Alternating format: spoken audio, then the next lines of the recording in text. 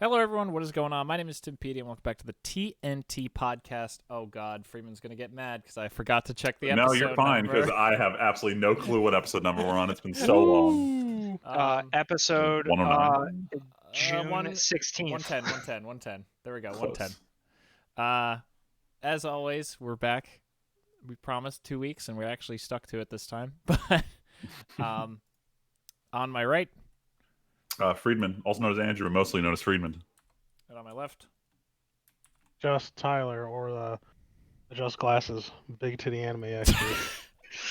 and back from his hiatus as the perpetual guest for one session. The AIDS man. So we got a lot to. We went from no news to like, look at all this fucking news. So, I mean, a pretty significant portion of this page is all one thing. well, yeah, it's all gonna be. And the other half is just listing off dates that anime might air on. So it's not that much. But first we gotta get our magic talk out of the way. Some cool stuff happened in Magic, and some wild stuff happened in Magic. But before we get into real world shit, one of the coolest changes in a long time happened finally for the Commander format. Up until now, if a card that was your commander died and went to the command zone, the rules said, whoa, that's not a dies trigger. Nothing just died; it just kind of vanished into the command Because zone. you replaced the death with another thing happening. So now, which made Elenda the Dusk Rose, if you look that card up, that is basically the biggest benefactor of this rule. But now, the Commander Rules Committee went, actually, when a commander dies, even if they go to the command zone, they count as a die trigger, which is, honestly, I think, really awesome. Apparently, it was limiting design space, according to Mark Rosewater, and with Commander Legends coming out this fall, it seems reasonable to assume that that product would have been much more screwed if they hadn't made this change beforehand. Yeah, it's definitely good they're opening up design space. I've never seen so many people this mad that they wanted to make the cards play exactly as they're read. I don't understand why people were mad about this. I think there's just a group of people that just doesn't like change at all when it comes to Commander. I guess, but I like change. This is one of those changes that I'm really glad they made, because it was such an unintuitive rule. Yes, it was so unintuitive to be like even when you understood it, it still felt bad. Yep, it totally, it's like the game feels like it shouldn't be working this way. Like, it feels like you're, like, the whole idea around, like, before now in a Elenda commander deck, the whole idea was I have to find ways to, like, only put my commander in the graveyard and then, like, wiggle it back out. And it's so much simpler this way. I like it a lot. Also, in Magic news, as of today, M21, the next set spoilers are out.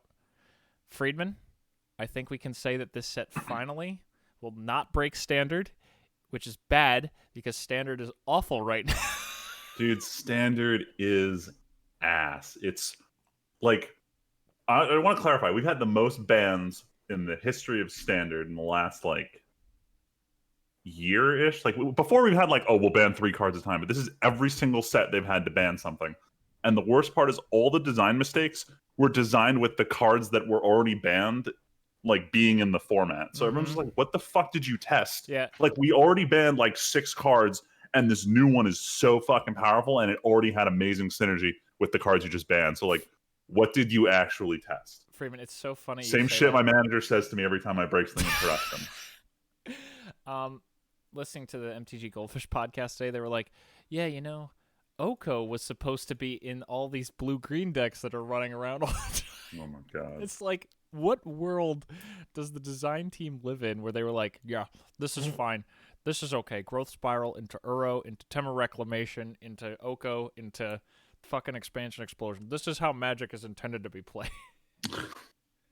Dude, it's disgusting. Like, I can't play a game where it isn't just cheating resources. Like, I had a dude play the fucking Borgon on turn 4 into Ilharg, yeah.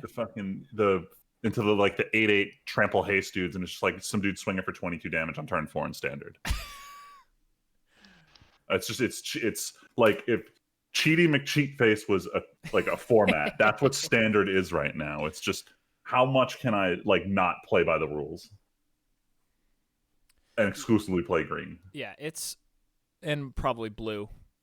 For apparently, so there was also Pro Tour this weekend, or whatever the Players Tour on Arena is, whatever garbage.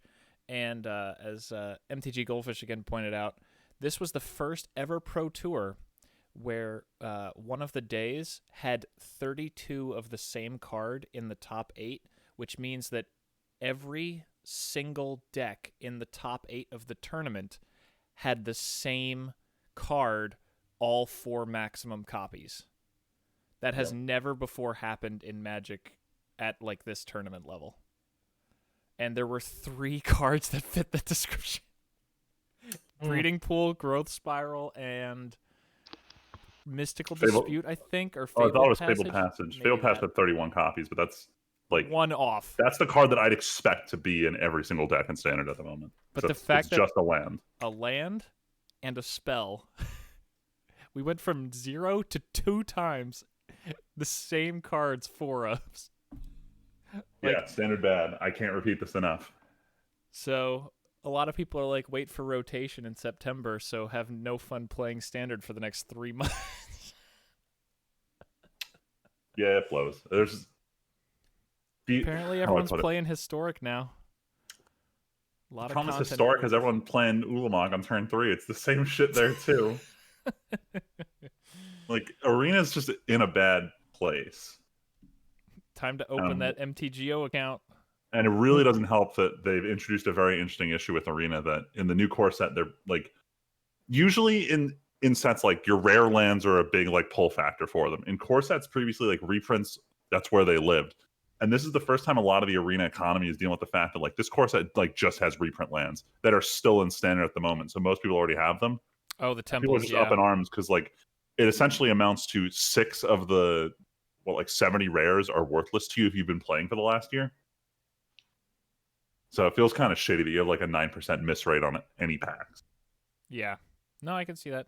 I just realized we basically totally ignored talking about M21, other than me saying it wasn't broken. Honestly, there's a lot of cool reprints in this set. Containment Priest coming to Modern for the first time and Pioneer is awesome. Surprised it took him so long. Yeah, that card should have been in forever ago. It's totally fair. Honestly, there's just a lot of cool stuff. I will say the new Teferi thing is, I think we talked about it last time because it had been spoiled, maybe? We're talking about the fact that he can activate his build in your opponent's turn? No. The art thing. How lame the thing is. So we didn't talk about it on the podcast. We talked about it in person. Okay. But so like Magic's been going on this route of having like a lot of special arts for their cards. Like they have collector's edition, they have full art frames. And for the new set, like Teferi's supposed to be like the headlining character, even though it's not super duper themed right now. Like, I think he has like 5 cards in the set loosely based on him. But for his like big face card, the Planeswalker Teferi card, there are 32 alternate arts of this. And when you go and you look at the gallery, you honestly cannot tell the difference between 30 of the 32 because it's just like, ooh, there's extra purple swooshes on his magic effect. I wanna find a picture, a slide of this to show to Tyler and Aiden. You can honestly show them the same picture 30 times. It's the same experience. Shit. It's so lame. Okay, so here's a link to Scryfall in the chat of the card. If you go to the right side under prints and just hover over, every print is the same card except for the one alternate art, which is number 281. All of them are the same art. They literally just slap like a slightly different, it almost looks like in a Photoshop filter. What and the hell? frame version, if which you also has the same stupid magic Go effect. to view all prints and you can see them all next to each other. Some of them have different They change frames. his shoulder pads. What? Some of his shoulder pads are slightly more pointy in some of them. Yo, I see, think it's just from the magical effect warping how they look in those frames, but yeah. I'm not going to say it. Oh, I'm okay, not I gonna say see. the obvious joke here. What are you going to say? Hit me. Or maybe it's not a joke. All right, well then don't say it. I shouldn't say it. Hit us. No, say it. No, Please. this is what Black Lives Matter. Oh my fucking god. Irregardless of the horrible thing Tyler just said, the card's okay, but man, this is the laziest promo thing I've ever seen in my life. I can't believe this. But like, actually, like, what is this? Also, Like, for real. So This is art, Tyler. here's another interesting thing. Imagine being a store. There are 8 different versions of this card. and there's also different frames, and you have foils and non-foils. How many different listings and stores and like pages in your store do you have to make for one? Oh, and then don't forget that you can potentially get this as your pre-release promo, which means there might be a foil date stamped on any of these 8 printings, right. which means there's now like double the versions in foil. Card's called Teferi, Master of Time for anyone at home. Card's decent. It's a neat card, but this alternate art nonsense is so stupid. This to me looks like they're getting the bang for their buck. It's pretty dumb. People also pointed out, Freeman, on the podcast again, how cool would it have been if instead of this shit, every one was a different frame design, like old school blue frames or like old textile and stuff like that to That show been the pretty time of Magic. Yeah, if they did one like all the different versions of the blue frame they've done over time, that would have like, been super here's cool. the white he is the border, time traveler here's character. here's like old art with like an old style templating kind of shit. Oh my god, if they did Future Sight framed planeswalkers, so cool. Oh, fuck, whatever. They missed it. Yeah, instead they just went with purple lines. But overall, M21 honestly looks like it's bringing some sick reprints and just reasonable power level, which means no one will play these cards until rotation. But speaking of playing cards, we're gonna get to something a little more real world for Magic real quick, because this is much more understandable for everybody. Because according to Aiden, this was on the Joe Rogan podcast. Friend of the show, Joe. All right, let's not do that. No. Friend of the show, Joe Rogan. So, no. So Catch this bitch on Spotify next week, you know? Oh god. Ah, shit. I gotta download Spotify now. So last week, Wizards comes out with an announcement article saying, basically that they're trying to improve the image of Magic as a game, and they had some complaints, especially in the current atmosphere of Black Lives Matter and everything, of you got these old cards that are really racist. The most blatant one of which, totally reasonably, is a card called Invoke Prejudice, which literally has art of KKK members on it. Yup. Which love it. Apparently, after researching into artwork that this guy has done before, this guy is unsurprisingly the kind of guy who would do art like this. Apparently, this guy's also done some pretty rough stuff in like the current age on like his own account and things like that. Yeah. So that's not great. He's not an upstanding artist. He's not, dude. His shit sucks. So like after we talked about this, well, I've been waiting to talk about this because I'm just like, yo, number one, Wizards, 1994. What the fuck were you doing, hiring garbage artists like this? Well, at the time, they weren't big. They were hiring at the time, they probably were like, does anyone living down the street do art? Listen, I will link. Did I link you guys his? You put that one particular art in the. All right, I'm gonna tell you how shit this guy is. Oh, he the satanic penis. Yeah, that was him. The satanic penis. Well, there's also this. So he doesn't even have his own like support to even like buy his own domain. He's got the whole Weebly shit going on. He can't even throw in the extra bones to like for his own domain. His own domain. Also, a lot of these are scaled pretty terribly as well. Dude, clearly he's not a web developer. Bad aspect ratios, and I mean, there's the one thing I can't really complain about is he's got lots of sweet butts in here of some sexy snake ladies and shit. Which anyway, I respect the hustle. All right. But like, so, he's not a good artist. So this was the most egregious card. There were 7 total Magic cards, which I'm not going to list off here, who were banned because of either their artwork actually it wasn't really their artwork. It was mostly the name behind the card and the artwork and the whole image the card created. Not too many people were affected by this. Even like I was saying before the podcast, most of these cards didn't see play even in Commander. I mean, that these cards were also all super expensive, that were all like reserved list cards. The only casualty, sort of, is the card Crusade, which was reprinted over the years with different artwork and tended to stray much further away from the idea of the original Crusade card. And some people ran that in Commander for mono white because it's one of the best anthems. But that card they didn't ban artwork or anything. They just banned these cards across the board for basically depictions of racism. What do you guys think? This is a shocking step, I think. And actually, I should say one more thing. They said that this is not the end. It sounds like they are going to get people looking through every card art in history and looking for more cards that might depict racism or not pass muster in today's day and age, basically. I mean, like, there are some pretty blatant, I'm sure blatant ones, maybe, like Invoke Prejudice out there. But I also feel like them looking like this might lead to like, if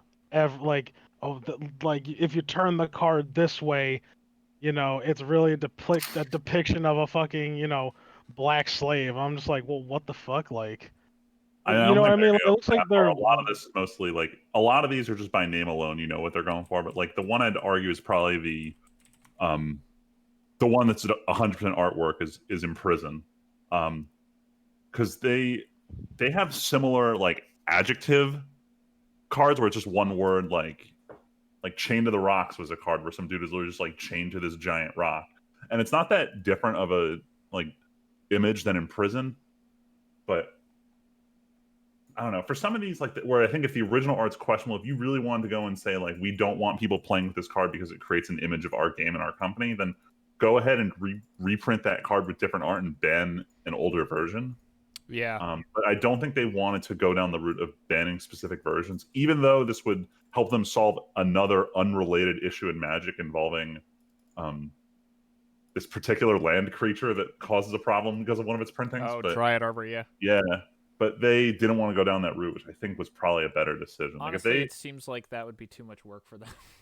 Like a card like Crusade, where they have a new version that depicts art of a group of characters who in story went on a crusade to retake their homes, was like a fitting repurposing of the card. But because the original printing is too grounded in real world events, they refused to do that. I will also say, just to fully sum up the story, in addition to these cards being banned in every format Wizards controls, the Commander Rules Committee announced that it was banned. They were banned in Commander as well. And the official Wizards database of Magic cards, Gatherer, as well as Scryfall, the biggest non-Wizards one, both replaced the images of these cards with text that says these depict racism, and like you have to click to actually look at the card, and most stores removed them, so you can only really buy them on eBay now. But yeah, so this is more than just saying cards are banned. This is them actively like scrubbing these cards in basically the most way they can. It boils down to during Wave 2 how big of an impact it is. The thing that's holding this all together is that most of these cards weren't played, and the fact that Crusade had not really a. I mean, let's be real here. Honor of the Pure is probably a better version of Crusade. Mm-hmm. But then they're saying like, "Oh, is Honor of the Pure going to get banned because it has implications?"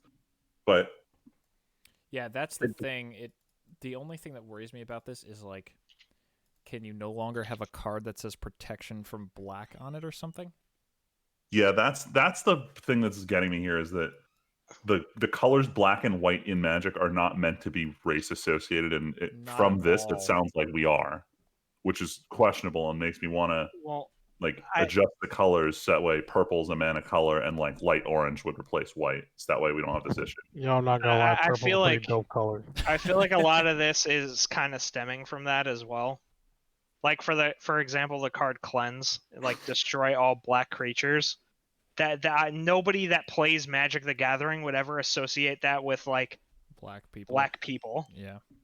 Because black is a color of like in Magic that represents like negative energy and like necromancy and whatever. Like it like has a completely different connotation to people that actually play the game, which is like, if they want to do that, like that's fine. If they want to like rebrand the white and black colors as something else, that's fine. But I feel like some of this is a bit of a stretch. Like I feel like there are some associations that are being made unnecessarily that for people that are in the know would have never made this connection. Yeah, I feel like it is a lot of outside people looking in, those investors, right? Like the PR people who are like, yo, we got to get on this bandwagon, yo. A lot of people have pointed out that Wizards is not a very doesn't exactly have the most colored people on their staff. And people are like, yeah, this is a step that looks really easy. Like, we'll believe it when you actually do anything that's harder than just a couple tweaks to a website. So I'm going to argue that one's a little trickier because Wizards only hires exclusive to, was it the Seattle area? And if you look at the demographics of the area, it kind of lines up with their current staff. So like that's... Yeah, and look at Seattle right now, fam. Look. That's a whole other long conversation, dude. Hey, I just like putting this stuff in there because regardless, the real problems are hard to solve. Edgy. These are very small things. If you can go and say this is a start and promise you're going to do more, that's fine. If this is it, then this is like, you might as well have done nothing. This is a very minor gesture. It's all about, what are you really going to do? I also think that it's fair to be scared that they might take this too far beyond where it should be because of the way that literally the colors black and white exist in this game. Like, are you gonna get rid of every card that says destroy all black creatures? Or there's or destroy all non-white creatures? I mean, so actually the artist we talked about who did Invoke Prejudice, he did one version of, there's a cycle of cards from way back in Magic called Circle of Protection, red, white, black, green, and blue, one for each color. And this is a whole cycle of cards, and I looked at even his art and I didn't see anything obvious in there. But that's a card that says Circle of Protection black, and it says pay mana to give you protection from a black source.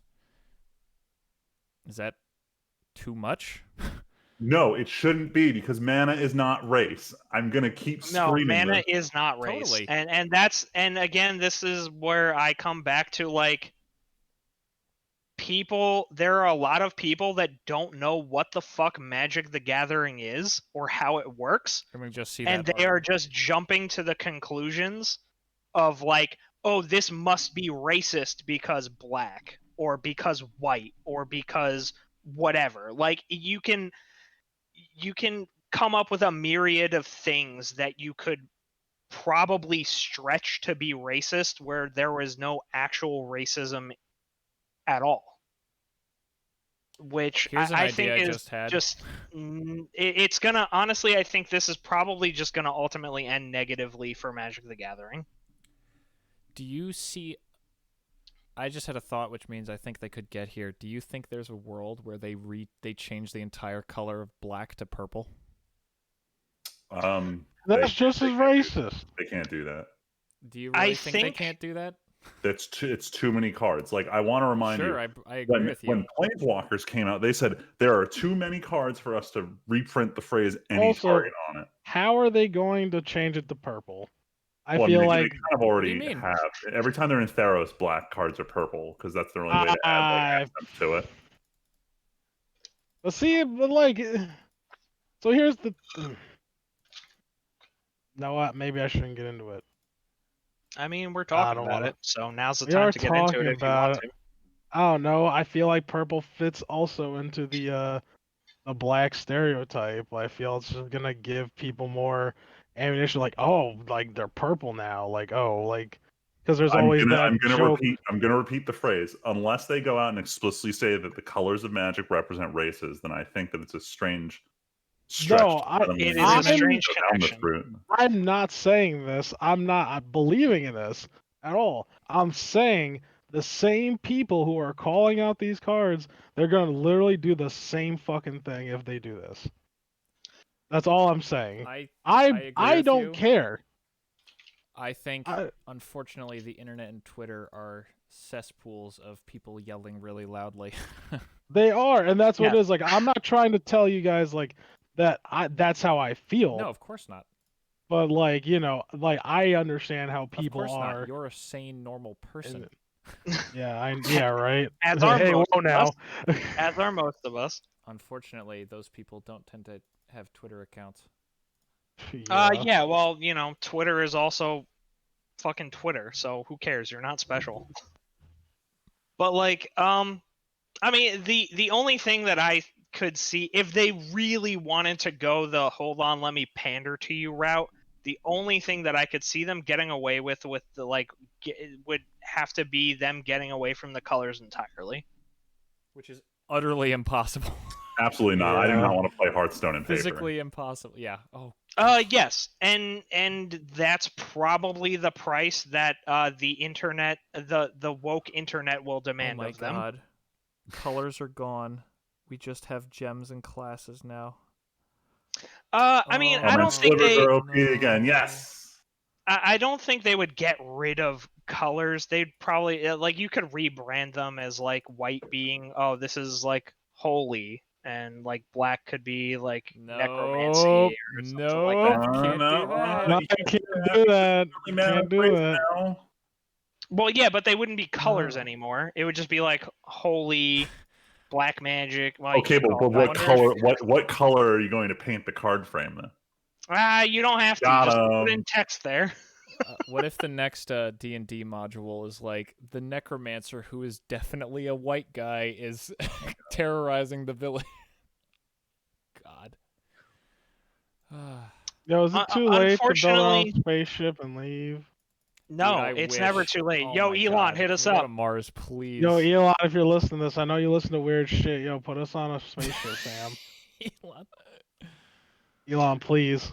Unfortunately, I'm gonna categorize this as where Wizards of the Coast and us, like every other company on the planet, is going to try and pretend like we actually give a shit about normal people or like the things that are happening in the world. And so we're doing this thing because we care, when in reality they're just, it's a virtue signal. Just like how Call of Duty did the whole Black Lives Matter loading screen while having a bajillion people with the username N-word in there somewhere. And, like, you fucking rattle them off. Like, there's it's just a bunch of PR departments going out there and, like, how can we score brownie points? I feel like I have to categorize this under that. And like, it's okay that they're doing this, but like, don't pretend like you're changing the world by doing this. Because you ain't. Know what you're doing in my eyes? Pandering. See, I have a different view on what every company did 2 weeks ago. So the idea of not having your press release clogging the news cycle was kind of important. It meant that you could go through your feed and see something other than Call of Duty Season 4 launches with X, Y, and Z bugs. And it doesn't clog up the airwaves. And I think that was a good idea. I don't necessarily go around saying like, oh, all these companies are good because they did it. But like on the day I was like, good. I don't need to hear about the PlayStation 5 reveal today. What's actually happening in the news? I half agree with you, but I feel like them doing that honestly caused more problems with like the receipt of their message. Because when I went to Modern Warfare's subreddit, all I saw was, what the fuck are you delaying Season 4 for? I just want to play my game and not deal with real life. I already saw this shit already. So like, by them doing it, they kind of also caused a problem by like stealing the spotlight by them doing what they did. But if they hadn't, people would have just been playing Call of Duty all day. Yeah, but I mean, like, that's fine though. Yeah, I like been playing Call of people Duty. know where to find news. Like, you don't, and like, this is a thing that's happening with ESPN lately too. Like, people want to tune in for sports, but they're not seeing sports, they're seeing news. And they don't want to see news, they want to see sports. Like, I understand that, yes, there are important things in the world, and we all need to be a part of that discussion, but we also need to get away from it all. Otherwise, we're just going to, like, destroy ourselves. We're going to eat each other alive. But was one because day like too much? It wasn't just no, one day, though. It wasn't one day. It was weeks. I thought they'd only delayed Call of Duty to the end of the week. They'd done it for multiple weeks? No, they did it for a week. It was a week. Okay. Oh, Was you it said a week? because I you don't said remember. a day. I thought also, it was just a day. My bad. No. I'm also not talking about just Call of Duty. I'm talking about everything like in the Totally. general like population, just the general discussion of society, right? Like, yeah, I want to hear about the news, but I also want to be able to get away from the news and be able to process my thoughts. And I don't think that's unreasonable. And I have no problem with companies showing their support, but I also think it's a little bit dramatic for them to, like, if they had just done it for a day or a couple days, fine. Like, that's I respect that, and you can do that if you want to, but the only thing there is I think if they'd only done a day, then everyone would have been like, this is useless. Yeah, but I mean, they did it for a week, and everybody was still like, this is useless. I don't know. We're talking about it 2 weeks later. Is it really that useless if it's still got us thinking about it? Yo. Yeah, but I'm not thinking about it because they delayed season 4. I'm thinking about it because it's a real life issue that is worth discussing. And personal feelings and bias, it don't make a difference. It's just gonna happen again. I suppose that's the angle you want to take. Yeah. Anyway, I'm not gonna go into it, and people don't agree with me, and that's fine. But, like, I don't know. People are just fucking racist. But then we get into a whole new the biggest and talk about. So, like, I don't know. The biggest problem that we're running into now is that nobody wants to talk about it. It's you're like, if you hold a position, you're immediately branded A or B or whatever the fuck else you want to brand somebody. Like, we're not going to move forward unless we all sit down and discuss like what our problems are. The fear and the loathing,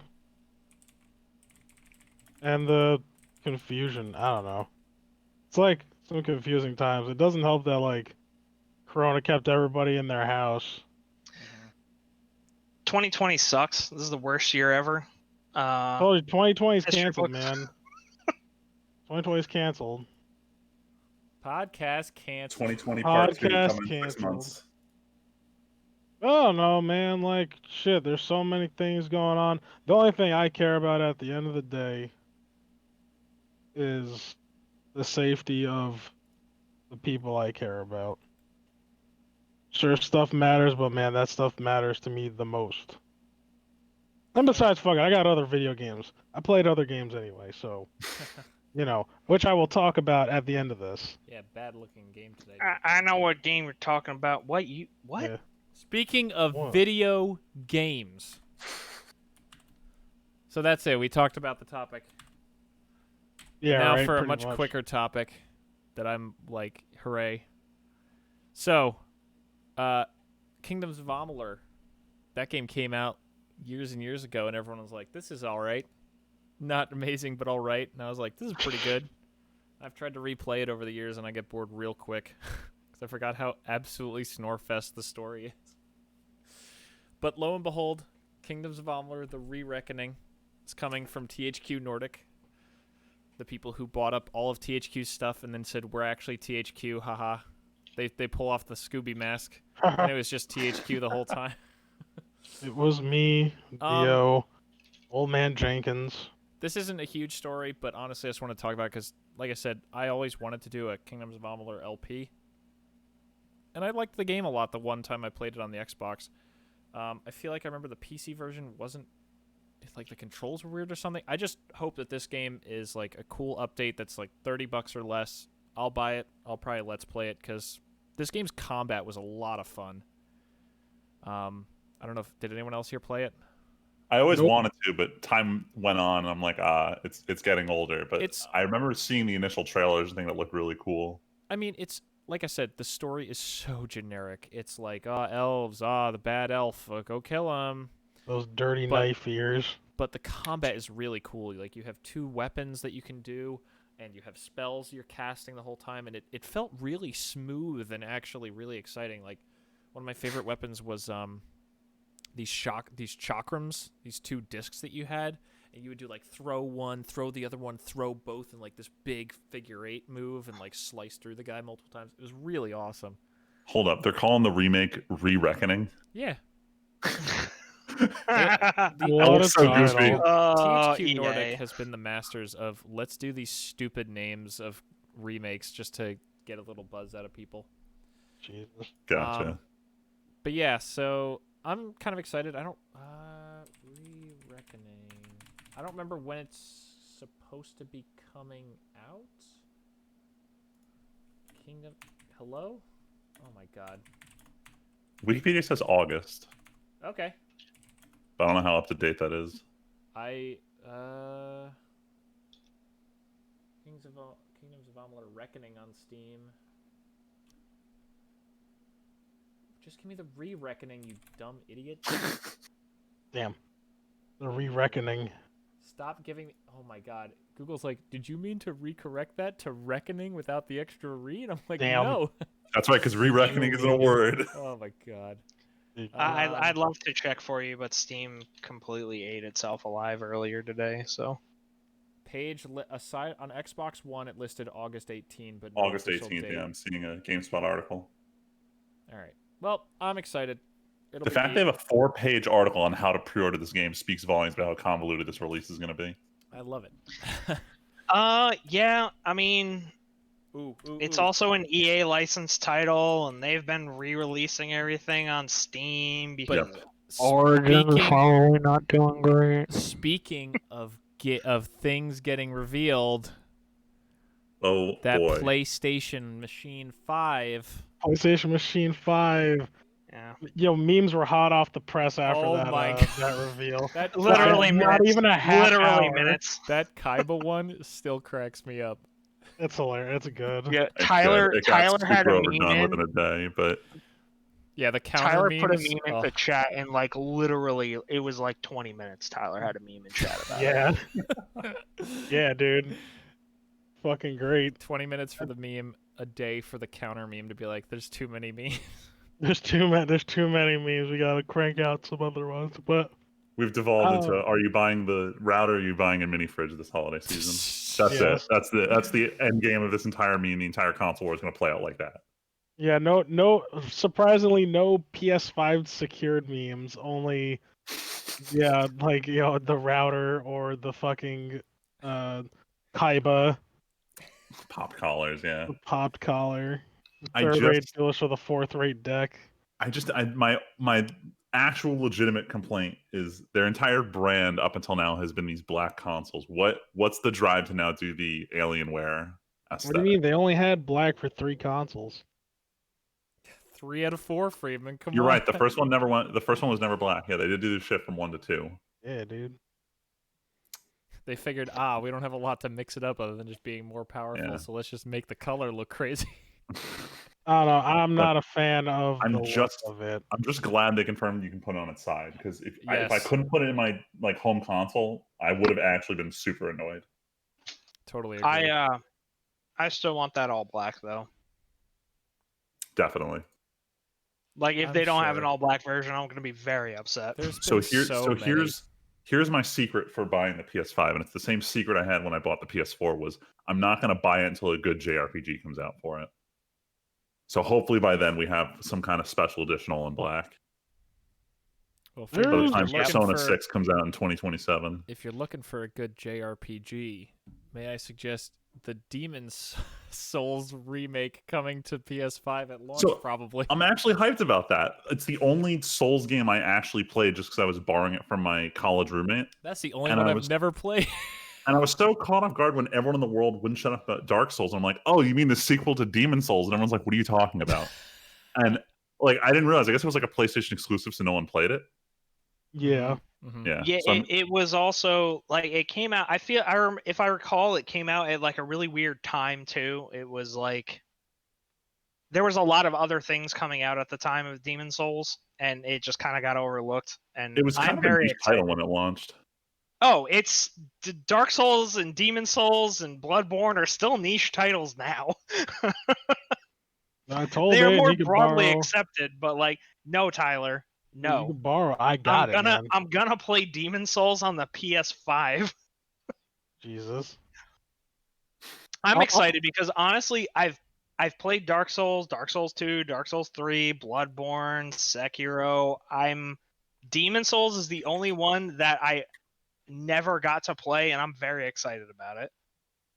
And also, thank you, Sony, for actually showing gameplay for most of your games. Not that Demon Souls is an example of that, but like they also didn't show. Yeah, I was gonna say solid gameplay overall for most of the show. As a side note, Considering Xbox's piss poor fucking performance the other week. Yeah, it was Garbo. Microsoft. Wait, sorry, what happened? When Microsoft's game reveal from a few weeks ago happened, and they were like, "It's all gameplay," and there was no gameplay at all. There's literally zero gameplay. Literally zero gameplay. Much sadness. Congratulations, you played yourself. For real. Well, no, they didn't play themselves. There was no gameplay. Damn! Wow. All right, hold on. So we've been shitting on these like trash tier consoles. Why have we not talked about like the tier 1 console yet? Why don't we get everything out of the way for the PS5? Because a lot of this stuff, there's so much stuff for the PS5. Is that it? Right. There is a lot to talk about for the PS5. I'm set with pondering my transition. Let's talk about some of the games they did during the reveal. Yo, Horizon Zero Dawn. Hell yeah. 2 looks great. No, it's Horizon Forbidden West, Tyler. We don't do numbered sequels anymore. Yeah, first of all, it'd be Horizon 1 Dawn if they were doing numbered sequels. Thank you. That's true. You ain't wrong. You ain't wrong. You ain't wrong. I'm very much excited for this game. If anybody hasn't played Horizon Zero Dawn, you should play Horizon Zero Dawn. I'm waiting for the Steam version. Don't have a PlayStation. There you go, right there. Steam. It's coming out on Steam. You better play it because it's fucking superb. Mwah. Yeah, no excuses. No, I wish listed it the day it was put on Steam at all, so I'm just waiting for it to actually come out already. Yeah, I'm a little. Granted, this is a very small caveat that I have with this game. Is it's like, I wish they would stop doing stories where it's like, you're gonna save the world. Like, I don't want to save the world. I just want to save something. Don't make me like some legendary god tier person. I don't always have to be like the most broken person on the planet. Mm-hmm. Like, don't make your characters like godly perfect. Not that I'm saying that happens, but like the whole we're saving the planet thing is like a little heavy-handed. Yeah, we already did this in 1997 with Final Fantasy VII. It's been done before. Exactly. We already saved the world, okay? But like, I'm super excited about it. I'm glad that, honestly, this has been a fantasy for me for a very long time. Because I would always look at like, cities and the Golden Gate, like the Golden Gate Bridge, for instance, is a perfect example because they showed it in the trailer, where like, God, like, what would this look like in a dystopian future where, like, what if we just disappear tomorrow, kind of shit, and this kind of fills that fantasy for me, and I'm excited about it. And like, I've always, all that kind of stuff has always interested me in games where, like, what happens if we have like this interesting dichotomy between like just the most basic human instincts and like social structures interfacing with like lost technologies and all this shit. Horizon Zero Dawn is a game that was literally made for me as a person, and I like it. Oh, I got some news hot off the presses before we continue with Sony. Apparently, CD Projekt Red has just announced that if you own PC copy of Witcher 3 anywhere that's not GOG, and you link your GOG account to whatever you have, they will give you a GOG copy for free. Oh. So sure. That's just neat. I don't know why you would do that. Trying to get that. people on the GOG, but like if you already own the game, you already own the game. I know. I don't just need saying. to own my 5th copy of Witcher 3. Just saying, just throwing it out there. Just thought. While I appreciate that gesture, CD Projekt Red, I've already bought your game like 3 or 4 times.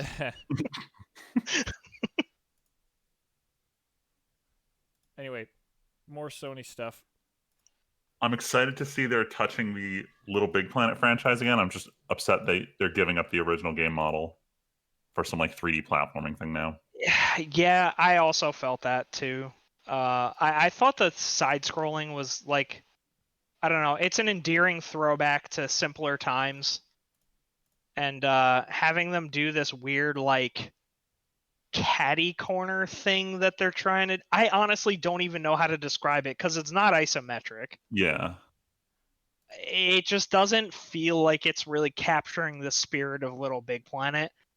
And honestly, I feel like it's going to be, if they add that level creator back in, like I'm sure they will, because Little Big Planet was like huge on the level editor.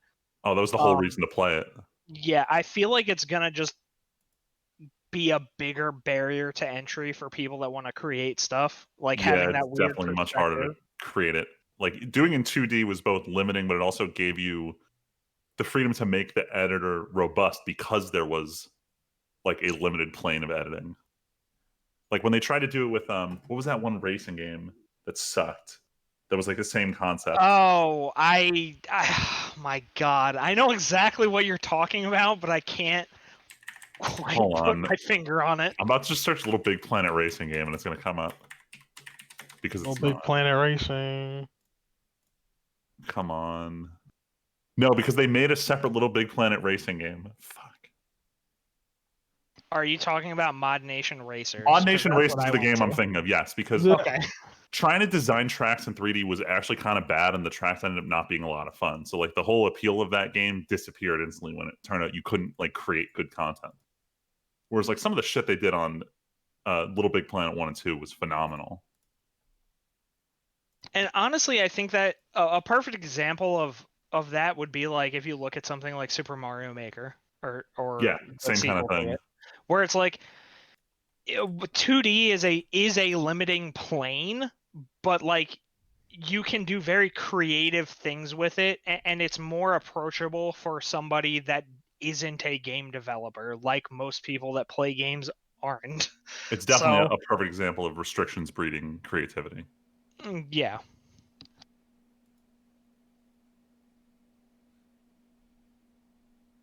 Anything else on the list that caught anyone's attention from the reveal? Hey, what was that game again? That was like Team Fortress 2. Oh, Deathloop from Arcane Studios. Deathloop. Yeah, that shit looks pretty cool. I really like the style of it. But it has to maybe do a time travel, but you know, whatever, still looks cool. I'll give it a try. Because Tyler hates fucking time travel. I hate fucking time travel. The other game that it was at least interesting to look at was Little Devil Inside. And that something about that game really kind of grabbed me.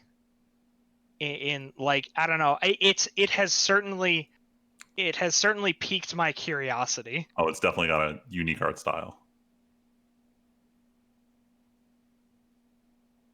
Like even like outside of the art style, like the things that they showed, like even the brief moments of gameplay that they showed seemed engaging in a way that a lot of games didn't. I mean, I don't know if anybody else feels that way about it, but it looked kind of, to me, it came across as having like kind of a slow and methodical approach to its gameplay, which I hope pans out in the actual game.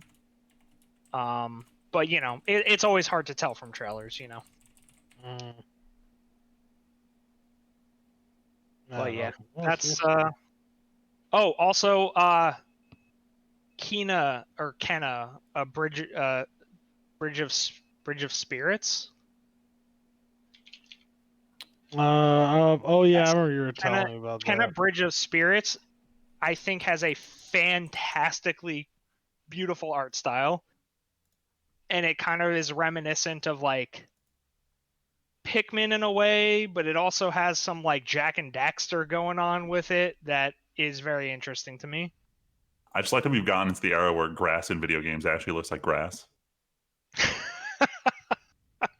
Like I forget what I was playing the recent. Oh, I was logging into Guild Wars 2, and I was like standing in the grass, and I looked down, and I realized the grass was just a texture on the ground, and the bush was like a cross section of two flat images that are just swaying in the wind. Yep. Like between like this trailer, even like the one thing I'll praise Kingdom Hearts 3 for on the Tangled level, they did the forest really well, and I'm glad that games are starting to get photorealistic for plants. Yeah. Certainly something we can all appreciate. Make our games prettier, Sony. Make them prettier. They gotta look good when we blow them up into 16K in 3 years. Don't want to do all that work I need for the them to look good remaster. on my 120-inch 16K TV that I'm gonna buy eventually, right? God. Is that it for PlayStation? Probably. Are you guys... I know I want to get excited for Gran Turismo 7, but I haven't actually been excited for any of them since Gran Turismo 3. Yeah. Gran Turismo. Freeman, you can use your transition again. Anyway, so we're done talking about these garbage consoles. Let's talk about like the tier 1 must-have console that got unveiled, right to pull the rug out from under Sony and kill all that pre-order hype. We've got the first console that can cook fried chicken. From the tell me, this ain't real, is it? From the people right who now, bought Double Down, the chicken sandwich with chicken buns as sandwich buns comes probably a joke console. They made it look very legit, but there's absolutely no way this is real. They also had a visual novel in the last year about the kernel, so you never know. It ain't real. The fact that all these YouTube gaming channels have covered it. It's already got better press. This is the greatest practical joke advertising possible. The KFConsole, everybody. KFConsole. Make chicken in an air fryer that's also a gaming console. Something that all of us everywhere have always wanted. Yeah, that's true. They're also claiming 4K and 120 frames per second, so yeah, and you know it's legit. That's the part of me that is like, yeah, no fucking way this thing is real. But they have not said that it is a joke. That's the worst part. No one has clarified, and we're all kind of like, "Are you for real?" What? This is like, I don't know how to feel about this because like it's 2020, so who the fuck knows? We might hit November and there's a goddamn KFC console out there. Like which 8-bit console hasn't gotten its like special edition yet that they can slam inside this KFC console as like a crossover?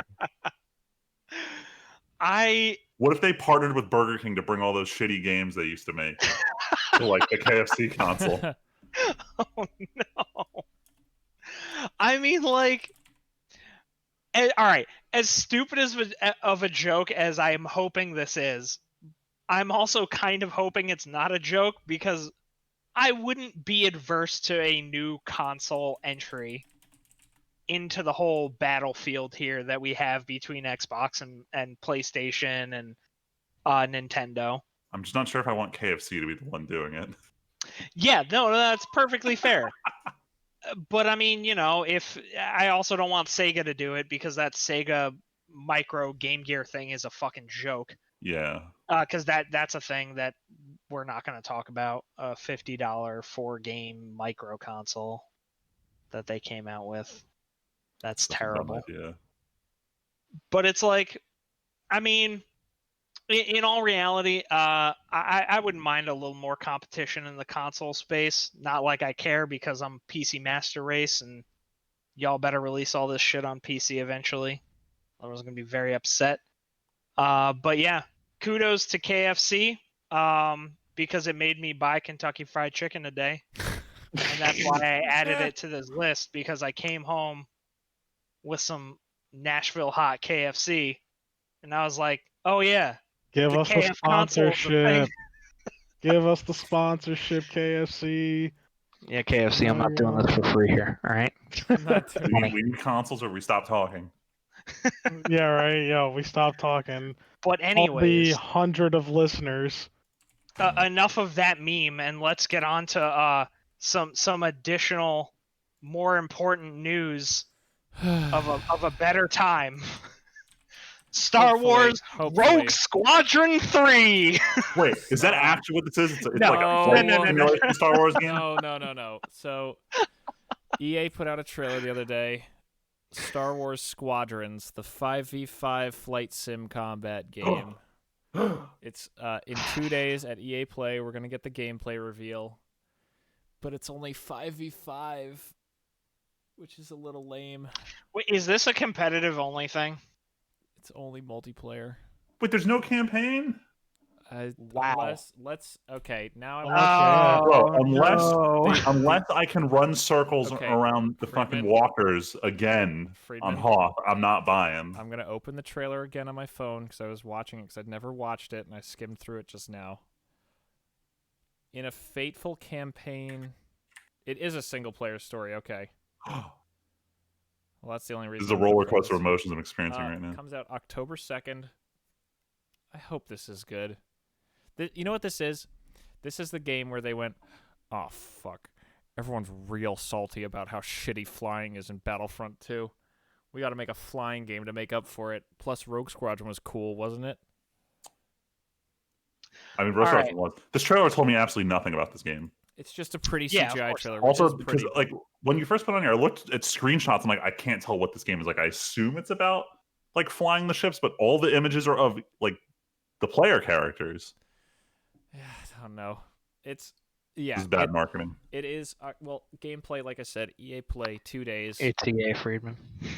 Look, that's not an excuse for me to be unhappy. What I really want to do... If anything, it's the reason. What I really want to do is someday find a GameCube emulator that isn't total trash so I can finally play Rogue Leader and Rogue... What the fuck was the third? Rebel Strike. Are you not able to run Dolphin correctly? I never got them to work. I tried getting Dolphin to work once years ago, and I was like, this sucks. And then every time you Google it, everything is like, yeah, emulating those Rogue Squadron games is kind of a bitch. It doesn't really work very well. Gotcha. It's like, great. But I remember I think I bought a GameCube for like $10 years ago, and Ed gave me a copy of Rogue Leader, and I just never got around to hooking it up and playing the thing. But I really want to play it. But we'll see how this looks. Hopefully it's fun. I really hope. I wouldn't mind flying around with pulling out the joystick and actually flying around, though. That does seem cool. Apparently, they are releasing a branded HOTAS with this. Interesting. So, you're getting your flight stick if you want it. Like you'll get a flight stick and a HOTAS and all that shenanigans with it. I have one request, EA. Let us actually play as the Empire, please. Well, the trailer makes it look like the Empire is really cool, so I'm sure you can play as the Empire. Yeah, anybody that... You know what? I thought it was going to be cool playing the Empire in Star Wars Battlefront 2, Tim. Lol. You ain't no Empire. Damn. Hashtag not my Empire. 3. Oh, we're the rebels now. Okay. Spoiler alert. Sorry. I feel real bad about being in the Empire. Who could have seen that coming? I'm not gonna give my hopes up, but like I want it. I want it, and I want it to be good. Cause like, man, I love the shit out of some Rogue Squadron and like. Did you ever play Battle for Naboo? Flying things. Yes, I did play Battle for Naboo. Did you play Jedi Starfighter? Or Starfighter? I did not get to play Starfighter. Those were both on the Xbox. Those were really fun. Those were like Rogue Squadron grown up a little bit.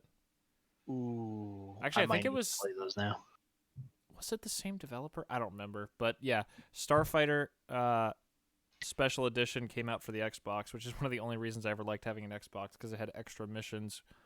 And then Jedi Starfighter was like the last one, where it was like right up to episode 2, where you fly around in one of those Jedi Starfighters. That was so cool. Yeah. I remember that game coming out, and that looks cool. I don't know. For Let's Plays on those games, go to Timpedia and find Goddamn. Oh, Shameless really? plug. Oh, my God. No, it's okay. Yeah, Those are... for real though, I'll actually probably watch them. Look, it's not like we asked our listeners to like this video, subscribe, leave a comment Click below. that like button. Don't Ding that forget to bell. hit that bell button. Subscribe Yeah, to our OnlyFans. I all that. am... Oh, okay. OnlyFans, yeah, Okay. what? Y'all What? have an OnlyFans? You don't? Dear Lord, I don't know. Shit. I don't You're know missing out, if bro. it's doing this only because because of where like my account I'm on. But apparently, if you Google or if you go on YouTube and search Star Wars Starfighter Special Edition, the second one is my first episode of the Let's Play. Star Wars Starfighter Special Edition. Yeah. You are the second entry here. Congratulations. You're Yeah, promoted you are. on YouTube. You are the video recommendation. Well, the second video recommendation. But If yeah. you go to Jedi Starfighter, I'm the fifth. I one. got him as the first one, but it may just be that Google knows me. Hold on, we got to do this in incognito. For me, Damn. you are the second. For me, you are the second recommendation. Dude, hell yeah. I mean, those videos are 5 years old, but it's fine. All right, round of applause for Tim's successful YouTube Hell career, yeah, everybody. Let's go. Ooh. Let's go. Yeah, that Swap 4 video got fucking 8,000 views, fam. I mean, that's nothing compared to what you had before, but Dude, you know. Starfighter episode 1, 60K, bro. Where are you Yeah, I at? know. Jedi Starfighter episode 1 Only has at 90K. 8,000, shit. I have made a mark on YouTube sometime long ago in a galaxy Oh. far, far, Far, away. far away. Anyway, back on topic. Squadrons, let's see what it looks like in 2 days, 1 day from when this podcast comes out. Unless I just Yeah. release it like an hour after we finish recording like I did last time. Don't fuck this up, EA. Please. So, They're gonna fuck you know, it up. it's funny how you They talk can't about have two things... successes in a row. It's funny how you talk about things you don't want to get fucked up in, because something that was already fucked up was the Aretmis Foul movie. Uh-oh. Oh, This shit. came out on Disney Plus on Friday. This has joined the episode 9 Tim would rather die than watch this movie. It has abysmal ratings online, and I just wanted to talk about this because I loved these books as a kid. I read the Aretmis Foul books like crazy. I thought it was super cool. And then I saw this first trailer, and I've never watched anything from this movie again. It looked so bad, and lo and behold, the trailers were right. This movie apparently is atrocious, and I read a plot synopsis, and I'm like, this is fucked. This is terrible. So yeah, killing my childhood, one book adaptation at a time. First it was Aragon being atrocious. Now this is atrocious. Oh my god. So I looked this up on Tomato Meter or on Rotten Yeah, Tomatoes. where are we at right now, Aiden? It was at 10% the other day. Where the official Tomato Meter is at 9% Oh, from it went critics, down again. Jeez. Excellent. and the audience score is at 21. Ah, Damn. they've both gone down since 2 days ago. Amazing. Oh no, this has to be some kind of record. I don't think I've ever seen anything this low, actually. Regardless, it's heartbreaking. Why would you even put I- this? Good thing this came straight to Disney Plus, because everyone would be pissed as fuck to spend money on these tickets. Yeah, For I'm real. sorry, Tim. I was never invested in any Aretmis Foul stuff. No, I it's heard it was good. I just thought it was really cool back in the day. You know, kid genius, catching fairies, playing with super cool technology. It was always awesome. But lo and behold, the movie is like, nah, son, let's kidnap his dad and make him a hero. Yeah. Oh, And well. you know, I feel like this is probably another lesson of like, you know, you don't have to go too crazy with things. Maybe the original source material is just fine the way it is. I know that the What are you Percy talking Jackson. about? Didn't we all watch the same Avatar: The Last Airbender movie and see how well adapting Yeah. things works? See, I didn't count that because I never watched Avatar before that movie came out. I only watched it after. Never wanted so- to leave a theater faster. Yeah, I Anyway, feel that. What the fuck is this thing? Oh, boy. This is cool. this EndeavorRx, the world's first prescribed video game from the FDA. Excuse me? Nani? Yes. So apparently this particular video game has been deemed an acceptable treatment for ADHD by the FDA. Oh, I gotta see this gameplay because I just heard the announcement. This looks like a kid's game. That's the whole story. I just thought this was real interesting. That's actually pretty cool. Wild. Like, and I think honestly, I think this might be like this might be something worth talking about in greater detail later on.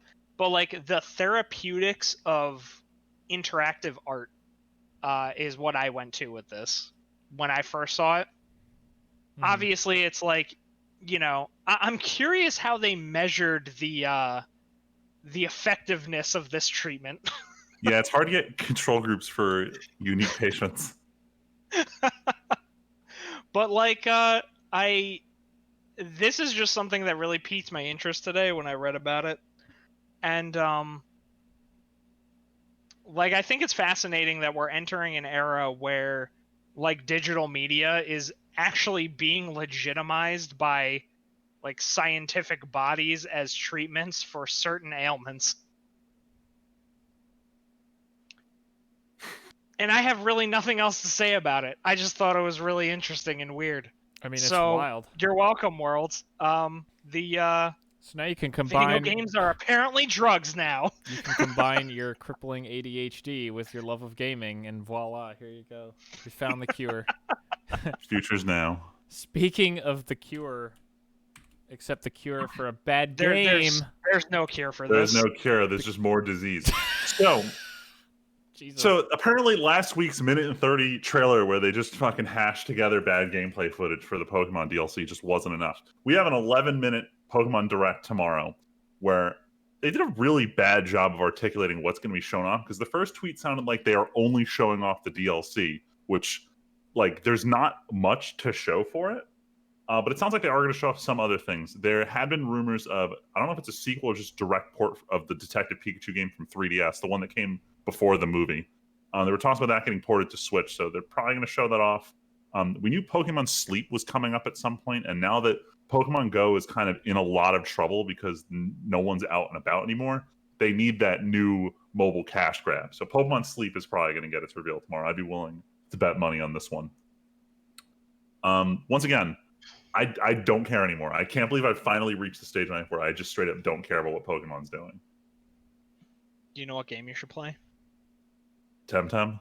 Yes. I still haven't started it. My brother harasses me every time I see him to play it. Play Temtem! Temtem!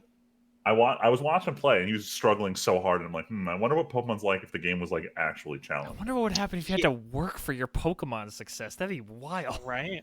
Crazy. God, what would happen if you could fucking actually destroy your Pokemon because you were an idiot? Damn. The possibilities are endless. But yeah, anybody that likes Pokemon, you should probably just not play Pokemon anymore. You go play Temtem. The thing, how do I put this? So a bit of news came out about the Pokemon DLC expansion that kind of rubbed me the wrong way. I thought they were positioning this as this is supposed to be the post game that we didn't have in the game. But the way they've set it up is the entire region scales the level of whatever your highest level Pokemon is. So the idea is the second you get to the wild area, before you even get the first badge, you can go straight and play the DLC. So they've completely killed any type of power scaling in the main game because they're going to hand you this legendary tier Pokemon the second you get to the island. So this is, like, for a single player game that doesn't like to talk about its online multiplayer side, they've completely fucked over the single player experience. There's zero balance. Like, if you wanted to argue that there was balance in Sword and Shield, yeah, good fucking luck. They've handed you a Mew before the first gym. This this is a problem that we've been seeing a little bit too often, and I'm gonna bring up Destiny here. This is another example of studios just completely disregarding the mistakes that other people made decades ago. Like,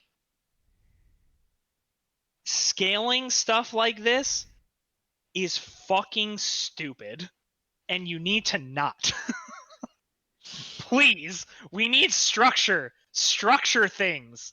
Otherwise, it's just like, what's the point of even having the fucking game the way it is at all if we're just gonna do shit like this? Like, there's got to be a happy balance. Like, I'll take Sword and Shield as like the worst case, and then I'll take Red and Blue as also not necessarily the best case. So like, I've played Red and Blue like 10 times at this point, and Brock is one of the most difficult parts of the game, especially in Red and Blue. If you pick Charmander, you're fucked. There's no Pokemon you can catch that help you against his Pokemon. You have to like straight up power your way through, and it sucks because you can't like come up with a strategy. In Yellow, they kind of got you when they added like Nidorino had double kick, or there was a Mankey you could catch. Like, there was, if you went exploring, you can get a Pokemon that could wreck Brock, and that was cool. But having a player struggle that much, you know, back in '98 we didn't care, but Game Freak is super subscribed to the theory that these kids who buy their games only play cell phone games, and if they can't succeed right away, they're going to throw your game out, which I think is ridiculous because they've already spent the $60 on your game. So, like, what are you concerned about them losing interest at that point? I also find that a little bit insulting as well. Like, if that's what you're afraid of, it's because you know you're making a shit game. Yeah, there's other underlying issues you're trying to cover up by just being like, ooh, look how powerful you are at level 1, kind of. Yeah. Yeah. Which is an issue that Destiny and World of Warcraft also have. Just saying. I'm not trying to throw anybody under the bus here, but you're right. This is a Blizzard and Bungie might want to take a look at what they're doing as well. I can't believe we live in an era where I get to like look at Blizzard and say, look at Game Freak. Don't do that. Yeah. It feels weird having to say any of those things together.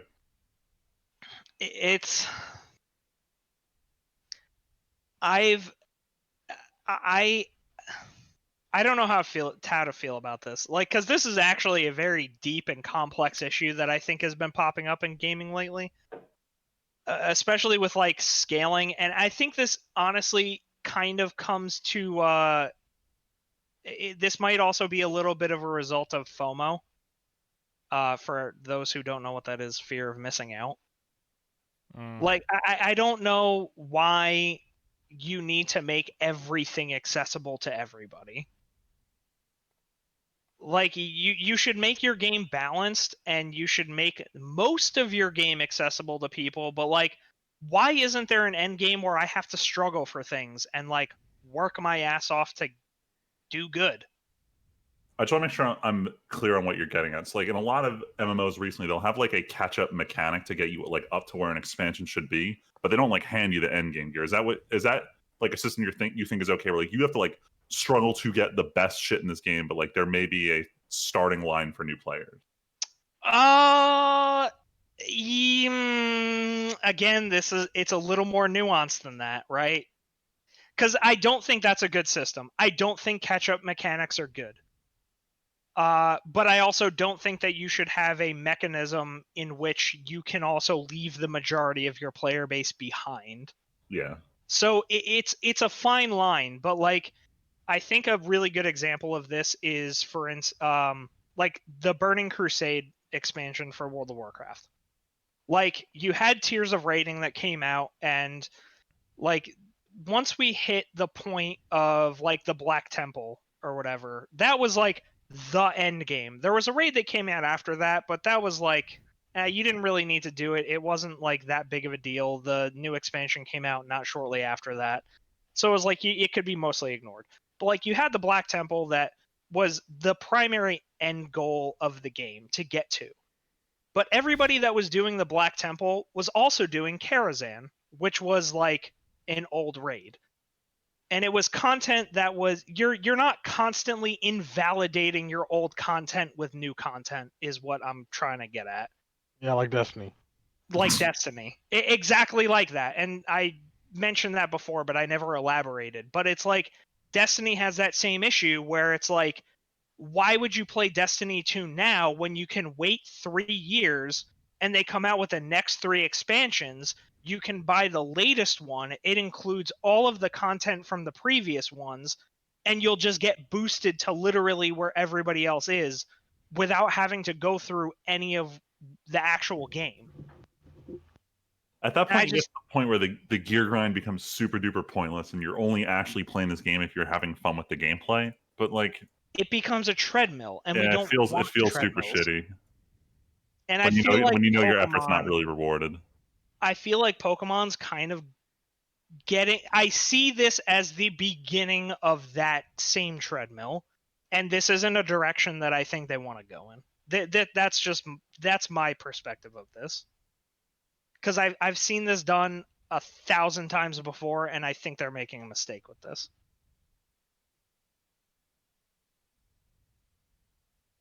I agree. All right. Ooh, I get to complain about another Japanese developer next.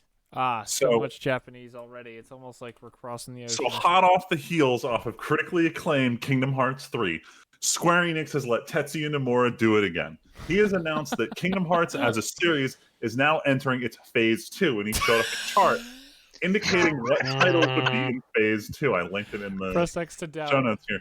And he put together what looks like, it honestly, at first I thought it was a really shitty Yu-Gi-Oh! Playmat. It had these 5 zones on top of 5 smaller zones. And I couldn't see the text because apparently this is the exact image they used in the presentation. But they indicate that the DLC from Kingdom Hearts 3 is the start of Phase 2, and there's 2 titles they wanted to announce. The first one, we heard news about a Xehanort-specific game, but it sounds like it's just a Xehanort-specific rebrand of the mobile game Kingdom Hearts Unchained Key, which, for anyone who's in the know about that series, it takes place like hundreds of years ago during the Keyblade Wars, and now they're going to tell this like bridging story between then and the current Kingdom Hearts timeline of what was the deal with Xehanort growing up as a Keyblade master. Which, if you like that mobile game, fine, you get a new story expansion. But then they announced the new core Kingdom Hearts title, which is titled Melody of Memories, which I read it and I'm like, Persona 4 Dancing All Night. Here we go. So I looked at the trailer and they're reusing the Kingdom Hearts 1 models again in some shitty rhythm game. So I'm like, all right, cool, I can skip it. And then suddenly the game, which is clearly not in Unreal Engine 4, skips to a cutscene that was clearly rendered in Unreal Engine 4 because this is apparently now the Kairi game where her storyline is going to get explored. But it sounds like it's a completely unrelated video game, but her story is tacked onto it because we know everyone who's super into the story has to play every single one. And this feels shitty. But the problem is, apparently Nomura is doing his interweaving bullshit because each of the games that's been revealed so far has these arrows pointing to the blank spaces on the Phase 2 chart, indicating there's some sort of interconnection between these new titles, but also the boxes are strangely sized, so I can't figure out what the meaning of the bottom row is. This picture really is useless. This is the most cryptic Nomura bullshit, and I don't like this. I don't want to do this anymore. I mean, you could just not. I gave up. Kingdom Hearts died with KH2. Sorry. Like, I'm gonna keep following the plot. If I follow the plot, I mean, I'm gonna watch someone play it on YouTube. That's what I did for Dreams Off Distance. I hated that game. You'd think, with all these arrows, you'd think there's a plot line. Dude, I was honestly like, God damn it, Nomura. I feel like after are you even shocked last time, he would have just walked away, but like the real part of me thinks that after, so for anyone who looked into the troubled development of Final Fantasy 15, at one point Nomura went to go see Les Mis in theaters and then came back from the studio the next day and said, hey, can we like rework this into a musical? So he's been dying to do a music-based game for a while now. So I think this is him kind of just like venting that. Can we please let Kingdom Hearts die with whatever semblance of dignity it has left? No, I need one more game because the secret ending alludes to something taking place in the same universe as The World Ends With You, which I fucking loved, and I want a sequel to that. I'm scared for Final Fantasy VII Part 2. Oh, we all are. We all are. Everyone is. We're all very scared of what Nomura is going to do. The man who didn't know he was the director until halfway through the development cycle. The more I hear about this man, the more his legend grows. Oh boy. I can't do it. I can't do Kingdom Hearts anymore. I've officially done, but there has been a light on the horizon, a newer, better JRPG. Maybe not newer, but new to some people. It's Persona 4 Golden, which even I haven't played because it was trapped on the Vita for so long. But so the rumor came out last week when I think there was a Steam DB listing for it, and then there was a de novo page that went up for Persona 4 Golden on Steam, and everyone started losing their mind because there was no like reason for this to get suddenly announced, except there was like there was a PC gaming event over the weekend, but the game came out prior to the announcement, so it was just caught everyone off guard. It jumped to the top of Steam sales. Suddenly, everyone on YouTube's talking about how great Persona 4 was, and I feel like, oh man, it's 2012 all over again. This is amazing. I love Persona 4. If any of our listeners listen to our like top games of all time, I don't remember if it was number 1, but I remember Persona 4 was pretty high up on my list because this is like of all the JRPGs I've played, none of them I've finished and felt like I was saying goodbye to real friends when I finished this game. Like this game touched me in ways that other JRPGs haven't. Hey, whoa, hey. Whoa. Look, you want to play some of the Puny Pops games so it can touch you in a different way, but Persona 4 is great. Almost all of the problems I had with the original game got fixed in Golden, which were a lot of the tweaks they ended up doing in Persona 5 as well. And it's only $20. I can't get this point across. Everyone thought Atlas was going to be super duper shitty like they usually are and overcharge this, but like this game's a steal. And I probably just made a fuck ton of money already off this. So outside of like Dark Souls 3, I think this had the most concurrent players for a single player RPG at any given time on Steam. Wow. Yeah. That doesn't shock me. Persona, I think, has currently number 3 carved on a Steam name as out of of recording. itself. Yeah, it now has a big reputation.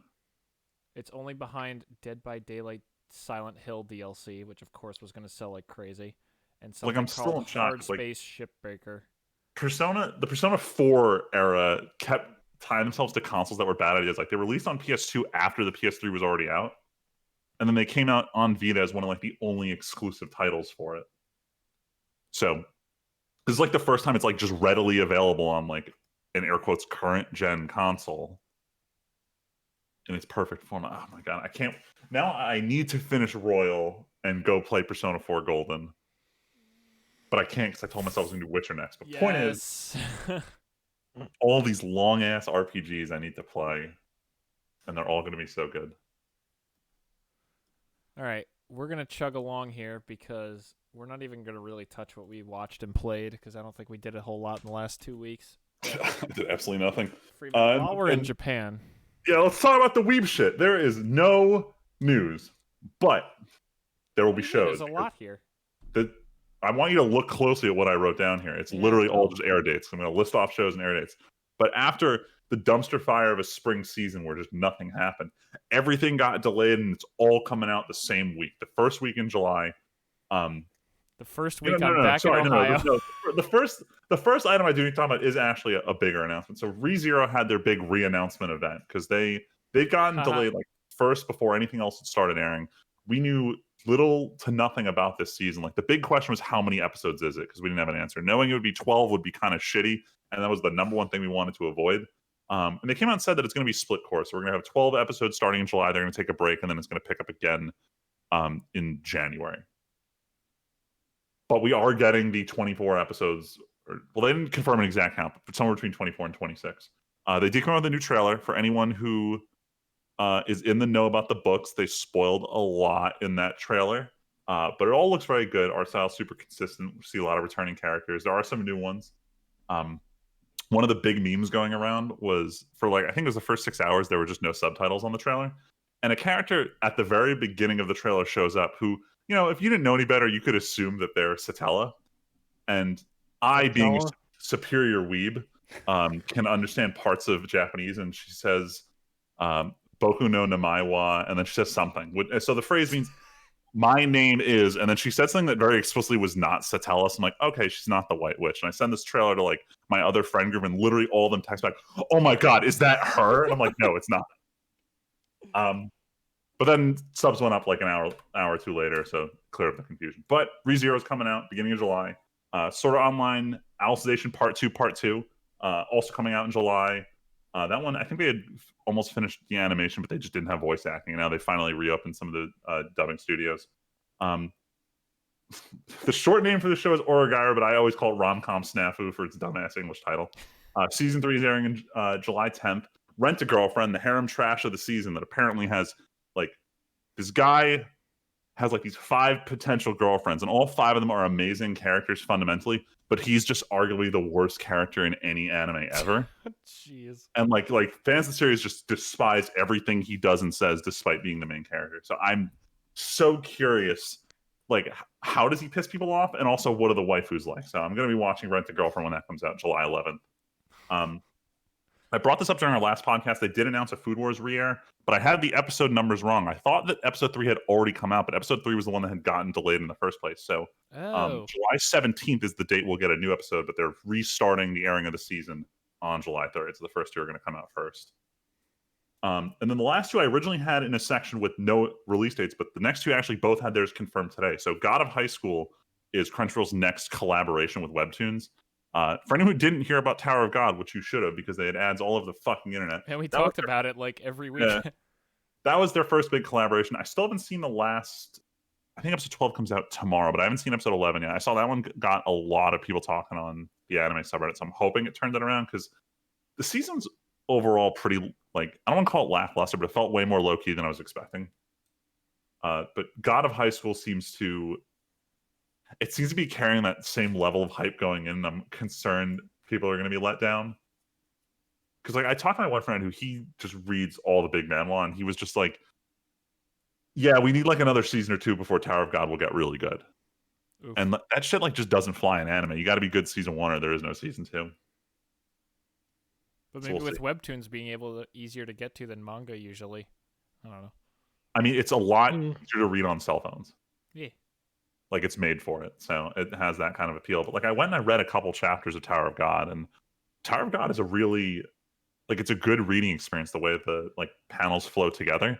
And when they translate into an anime, it kind of loses that a little bit. Freeman, did you watch the trailer? Because I just saw there was a trailer on our anime for this. I didn't. I was about to, but then we started the podcast, so I'll probably watch it after. I know literally nothing about it except they're high school students because it's anime.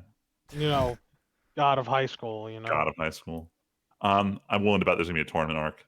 Anyway, last one is Fire Force Season 2, Woo! Which we knew was coming out in July because Funimation got to announce that one. We didn't have a date until like literally 2 hours ago. They confirmed July 3rd. So like in the span of like maybe 10 days, all these shows are going to come out. Hopefully both intros are good this time instead of one good and one bad intro. Absolutely not. There's always got to be that one garbage intro. Yeah, but I thought that's for like the whole show, not for the season. The more shonen you watch, the more you learn that eventually they'll start adding like dumber and dumber. All of my heroes have been good to great. My hero hasn't had any real stinkers. There's a large group of people who think that the second opening from season no, it's not from season 2. Yeah, no, the second opening from season 2. There's a lot of people who straight up do not like that one. I would know it the second I heard it. I don't remember which is which. Regardless, for anyone who's watched Naruto, you understand the feeling of openings falling apart, because after like the 12th opening, just like none of them were good. I added something to the end of Weeb shit. Did you guys forget that we all watched something together last time after the podcast? So I had announced it, but we didn't actually get a chance to watch. I know, that's why I just threw it on there, because we actually watched it. So it's actually the ending, not the opening. Oh, whoops. So Netflix original Great Pretender, which I don't think is out in the US, but the first half is out in Japan. We brought up that they got the rights to Freddie Mercury's The Great Pretender. But it was shortly after we had talked about it that the trailer went up, so we got a chance to watch that. And the ending doesn't give away anything about what that show's about, but it was a very cool ending. Yeah, it's literally just like cats. That's it. So I'm pretty sure this is some kind of like, I don't know if it's a murder mystery, but it's like a mystery show. And these cats in the ending did absolutely nothing to articulate that. Amazing. But hopefully we get that soon. I'm getting real tired of this Netflix delaying shit. And Netflix jail. It feels like they're never going to change it. All right. Is that it, Freeman? Yeah, that's it for the Weeb shit. All right. So we're going to try to blitz through stuff we watched and played in the last 2 weeks, just to sum it up real quick. I'll just go first because I didn't play or watch a whole ton, or what I did is lame. I basically beat Assassin's Creed 4. I don't remember if I had started it last time, but I picked it up, played through the whole thing. That's a fun Assassin's Creed game. Some of those glitches were hilarious. I know everyone makes fun of Unity, but there's some glitches even in that game. Unity. In the final cutscene, where you're sailing off into the sunset, my ship spawned pointing at the sky, so I was underwater at the wheel, and I slowly rotated the 90 degrees to be on the water. That was fucking wild. Had a couple objectives not work, but overall the story's pretty fun, seeing a guy who's like, I'm just a dude pretending to be a Templar and then an assassin. Like, it's honestly kind of a funny premise. They need to really learn how to gate stuff off in those games, though. I did all the assassin contracts in the entire game before a character went, hey, by the way, go here to do assassination contracts. But overall, it's a lot of fun. Sailing is really fun, but fuck stopping at every little island and swimming to shore and picking up the chest and leaving, because I didn't do any of that. And the modern time stuff was kind of neat. What? Maybe they should make engaging content on islands, and aside from like this is an icon you should go visit. It was so lame. Like, here's literally a patch of sand, but your ship can't go anywhere near it, so spend like 20 seconds swimming to the island, 20 more running across, get the one thing that's there, and then spend 20 seconds swimming back. And it's just like, this breaks the flow so much. But like the legendary, actually, 2 of the legendary ship battles were really cool. And then 2 of them, Aiden and Tyler, I think Tyler, you were there, watched me completely demolish the last 2. With zero effort. Zero. No effort at all. Zero fucking effort. Freeman, it's so funny. The 4 corners of the map have a legendary ship each. That's like a super battleship that you have to kill. First 2 died like 3 or 4 times each. Second 2 didn't even die once. Didn't even lose half health. Just absolutely crushed them. No sweat at all. And it was so weird. But were you, overall, like, over-prepared for it, or just they weren't hard? I was the exact same level the whole time. I had already maxed out my ship before I did any of it. Like, the first one rams you like crazy, so that was tough. The second one is 2 ships. That was tough. And then the third and fourth one, just, like, legitimately, one of them seemed to bug out and just do nothing. Like, he just went in a circle. Aiden watched. We literally just circled each other, but he never fired his broadside guns, and I just kept shooting him, and he just died eventually. Yeah. It was really weird. But overall, I can see why people say that's the best Assassin's Creed game, just because sailing legitimately never wasn't fun. From the first time I fired a broadside to the last time, I was smashing that trigger on the controller just as hard every time, getting hype, firing that broadside. So yeah, it's a fun game. I definitely like it. I'm done with Assassin's Creed for a while, though. I'm not going to go play any of the new ones. Me and Tyler finished Halo 2. Yeah. Ooh. Man, no one playtested Tartarus in their entire life on Legendary.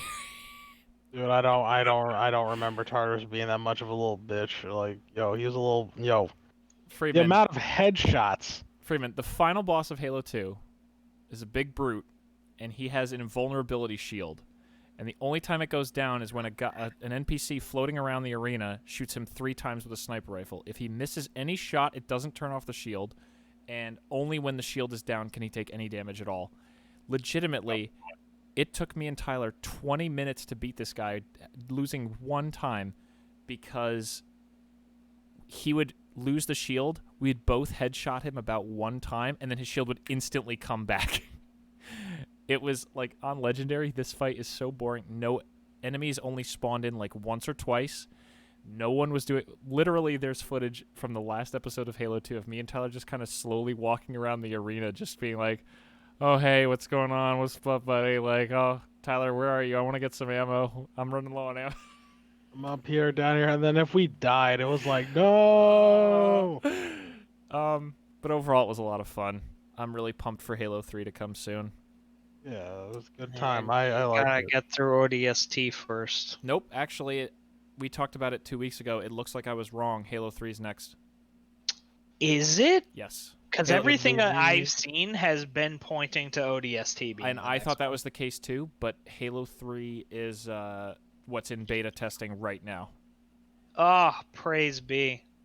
Oh, I think I have an invitation to that, actually, now that I think about it. I got something from Bungie. Oh, did you buy Crackdown 1? 343. Damn it, Tyler. Wow.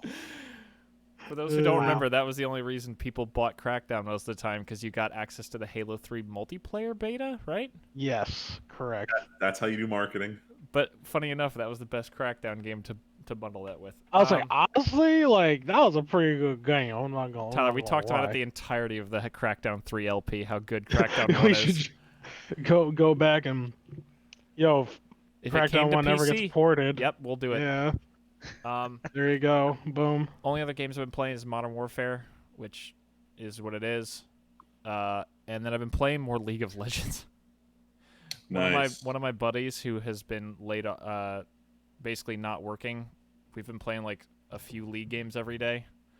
I'm still pretty terrible, but it's a fun time.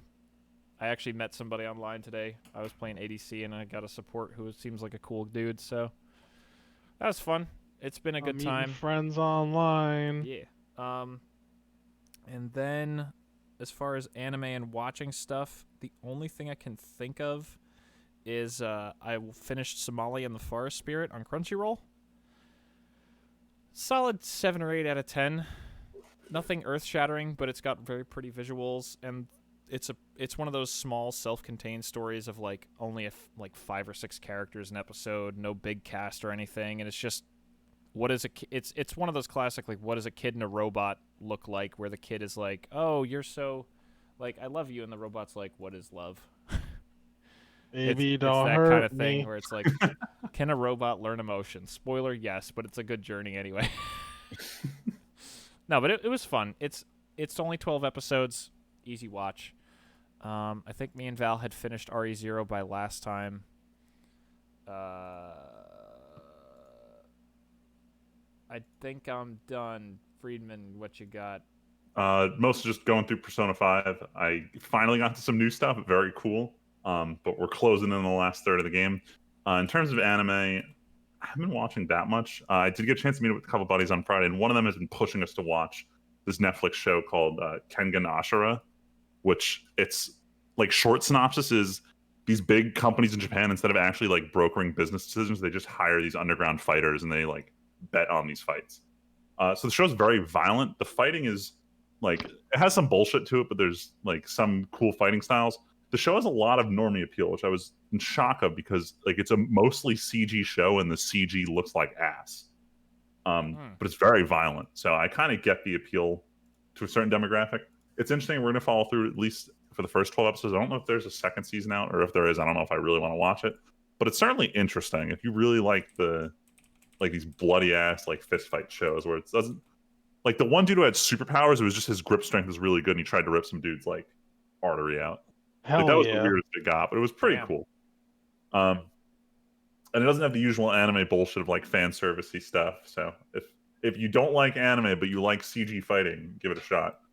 And then we were catching up with one of our friends on Konosuba, and we obviously got to my favorite episode to have to show people, the Succubus episode, because it's the one where the show just straight up turns into a hentai and I'd start answering questions. Start answering Hell questions. yeah. Yeah. I hope you didn't answer any questions. No, I said just keep watching. I take no blame for what you're about to watch. And I just kept reminding them that Kazuma's the best main character in all of anime. Kazuma's great. Yeah. Kazuma. Kazuma.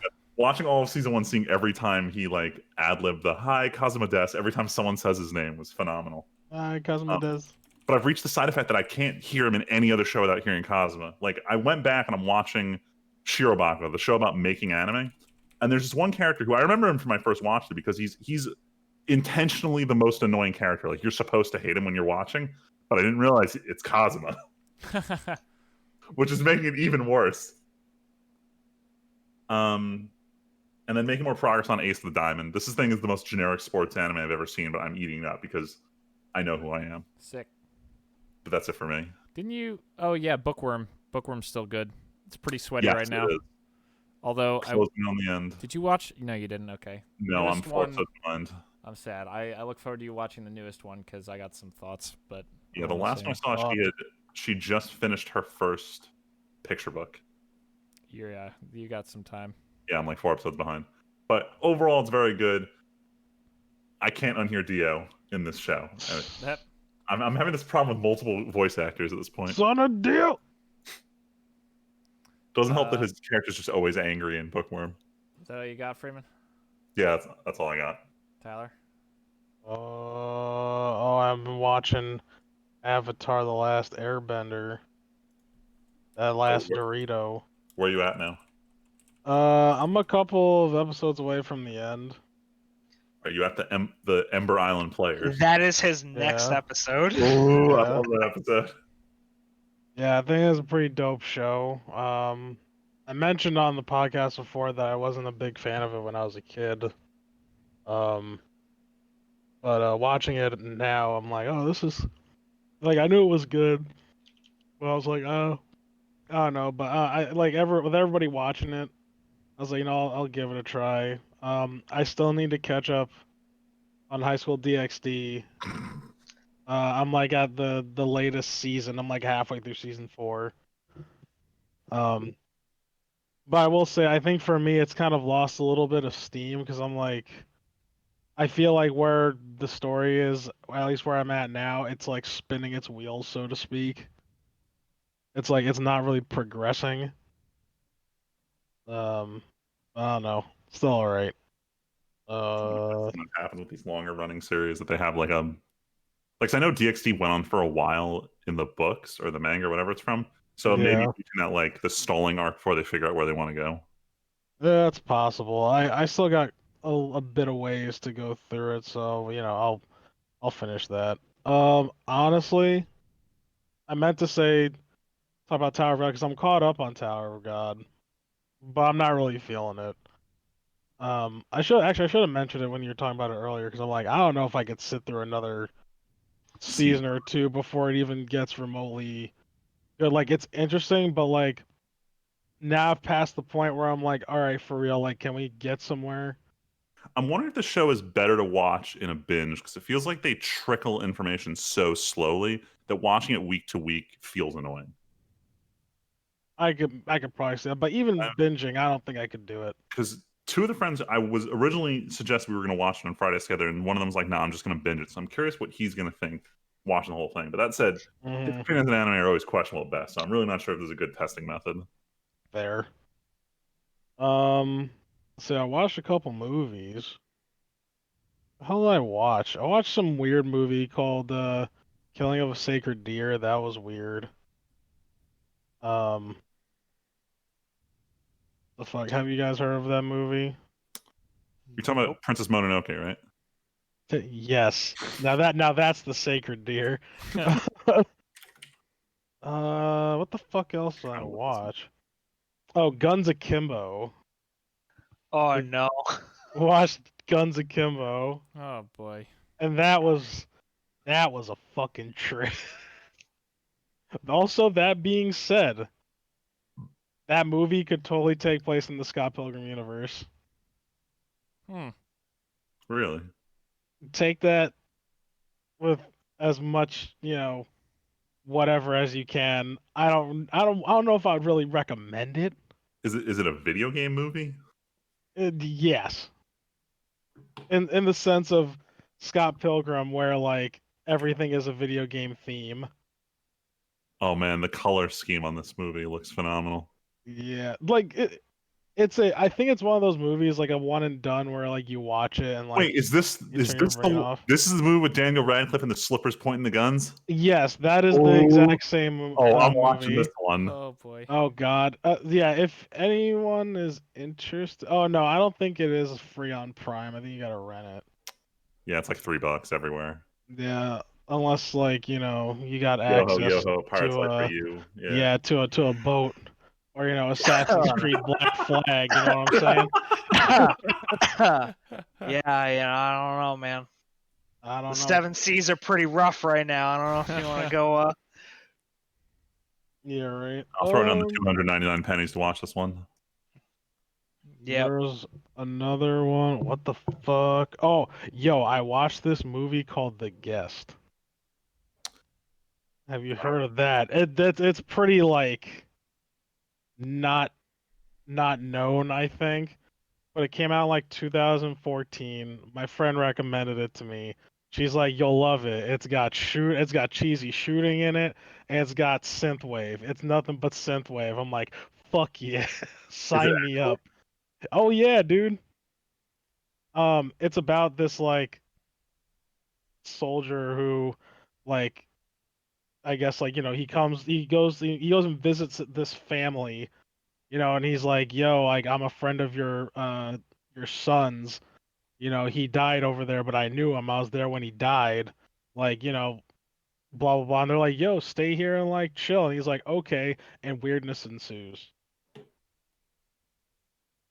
It's a pretty normal movie until it's not. I first was say, oh wow, this is directed by the guy who's doing Godzilla versus Kong, and then I realized he's also the guy who directed Netflix's Death Note. Oh, is it really that wow. same guy? He directed or he did. Oh no, he the same writer for that. Writer director did Your Next, and I was okay with that. I didn't know he did Death Note. That's terrible. That's very unfortunate to hear. But I'm kind of glad I didn't do that because now I went into the movie with pretty fresh eyes. Gotcha. And to in the interest of wrapping things up, I finally beat Disco Elysium. It like took Ooh. me long enough, but I beat it. Not gonna lie, I got emotionally conflicted. I got,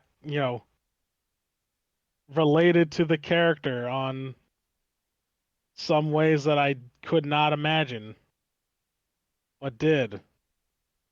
I only recommend this game if you like reading books, because that's what it is. It's a fucking book. And you like D&D checks. Game is literally nothing but D&D checks. Really? Oh yeah. Literally everything you do in the game, everything that like any interaction that your character has a check to it. So it's like, okay, I talk to this person, they say something. They say something like your character doesn't like, you have composure. If you lose too much composure, like, or it fucks with you, like you lose your composure check, like you'll get nothing but like options to retort with that are all fucking cringy as hell, and you start losing your shit.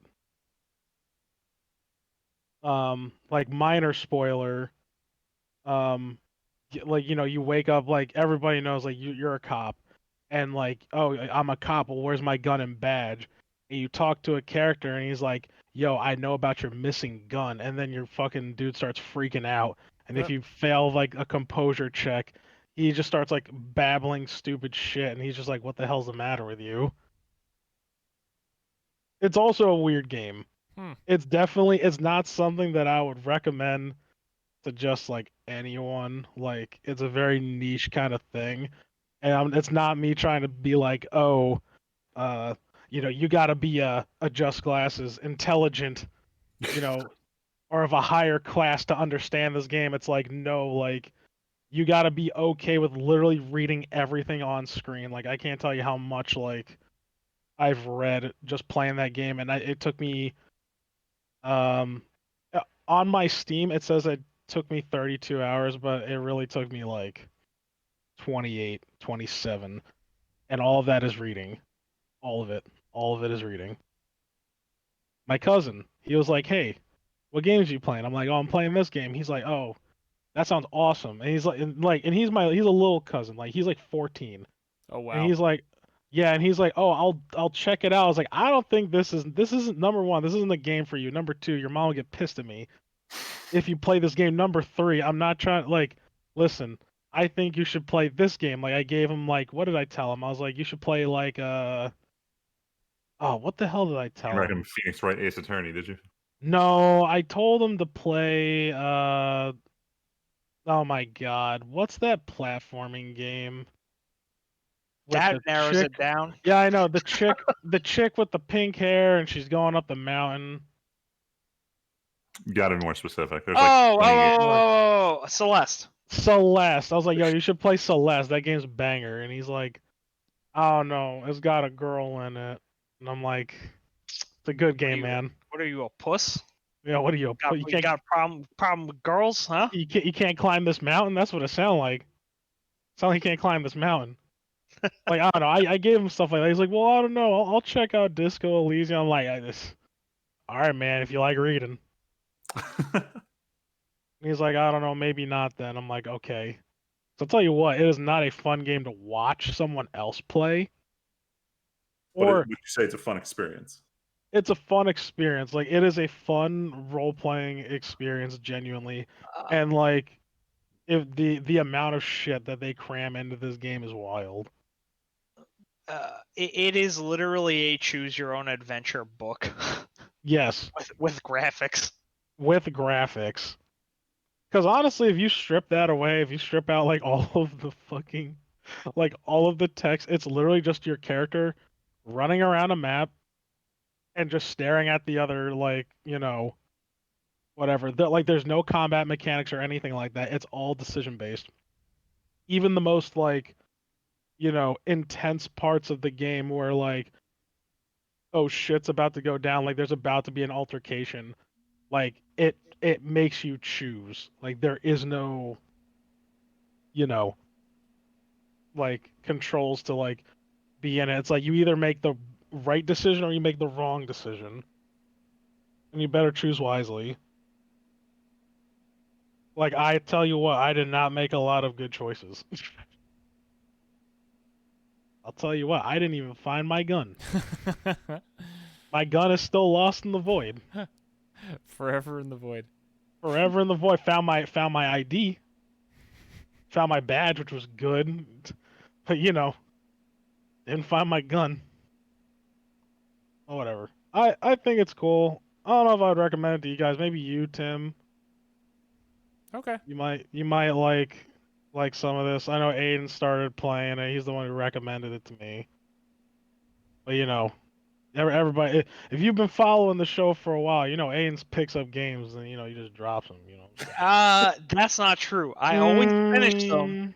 When they get finished is a different story. Speaking of which, what are you playing, bro?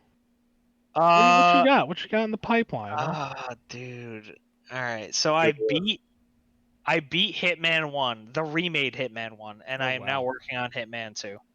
Wow. I picked up Mirror's Edge Catalyst because EA dumped all of their games back onto Steam because Origin is apparently doing fantastic right now. I've been playing Call of Duty because the quest for skins never stops. Speaking of which, I need to buy the Dream Dasher skin on Modern Warfare.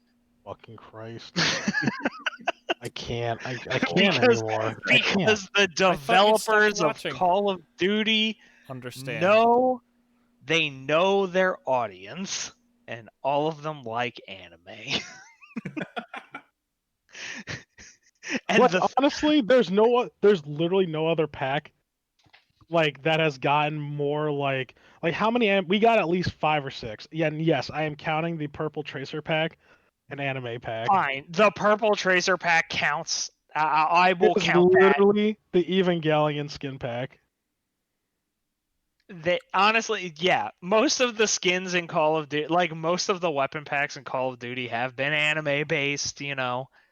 It's fine. There's nothing wrong with most, but the best-selling ones, the ones people talk about. Yeah, that is the correct thing. I wish we could see. I wish we could see the statistics on that. Honestly, we got Notice Me 1 through 3. We got what's it called? The Pink Tracers, and there's another one. I forgot what the fuck it's called, and then there's the unofficial Purple Tracer pack. Yeah, there's at least 6 bundles that are based in anime, which is fine because they're great.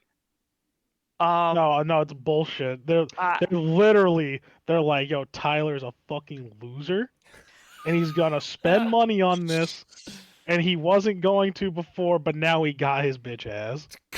Lure him in with big anime titties. That's how we get him. Oh my god! Guess what? I mean, they were right.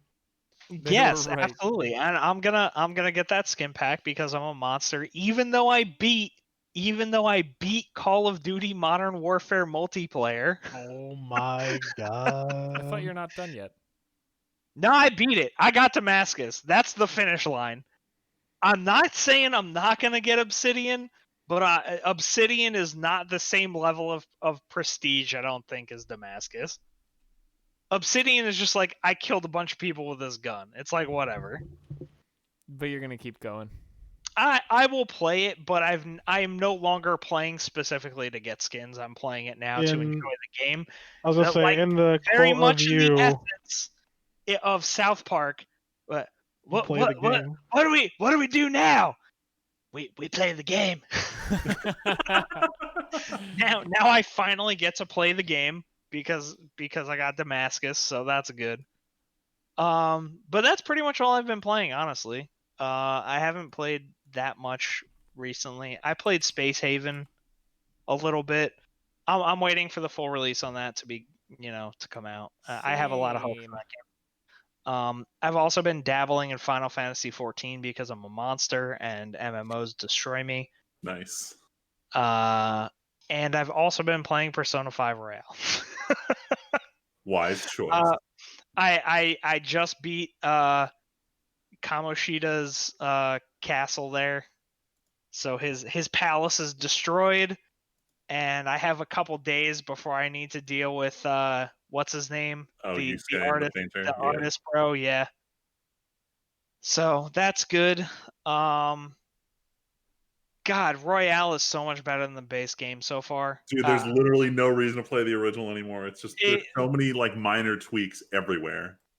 There is, and they just made the game is literally better in every way. And I'm a little bit upset I bought the base game, but I am in the vein of this is like the tier of The Witcher 3 where I would honestly probably buy Persona 5 Royale on like a different console and not feel bad about it. So like I could buy this game 3 or 4 times and I'm not going to be upset because it's a legitimately good game that deserves support. I'm in full agreement there. But yeah, that's all I've been playing. I haven't really been playing that much. From the 7 games I just listed, which it's honestly not a lot for me, because I'm a fucking animal and have no social life. Things I've been watching. A couple nights ago I started watching Is It Wrong to Pick Up Girls in a Dungeon and Made in Abyss. Yes. Oh. 2 very different interpretations of going hurt now. Exploring. Yes. Get hurt now. I feel like I needed Is It Wrong to Pick Up Girls in a Dungeon to counterbalance the pain I'm expecting from Made in Abyss. Yes, it's that good deep hurt. It's good in that it's the complete opposite. Man, dude, I was an idiot. I should have never watched Made in Abyss immediately after Promised Neverland. Okay, that was a mistake. No one warned me about this. I was emotionally compromised for at least a week, and I think that was after me watching the last season of Attack on Titan. Well, it's a good thing you played yourself with that. Dude, it was a roller coaster. Is this why you're depressed all the time? I think so. Part of the Made in Abyss experience is not knowing what's going to happen next. True. Can I just say, we didn't mention it, but Promised Neverland manga finished. Oh yeah, the last chapter that's right. Sunday.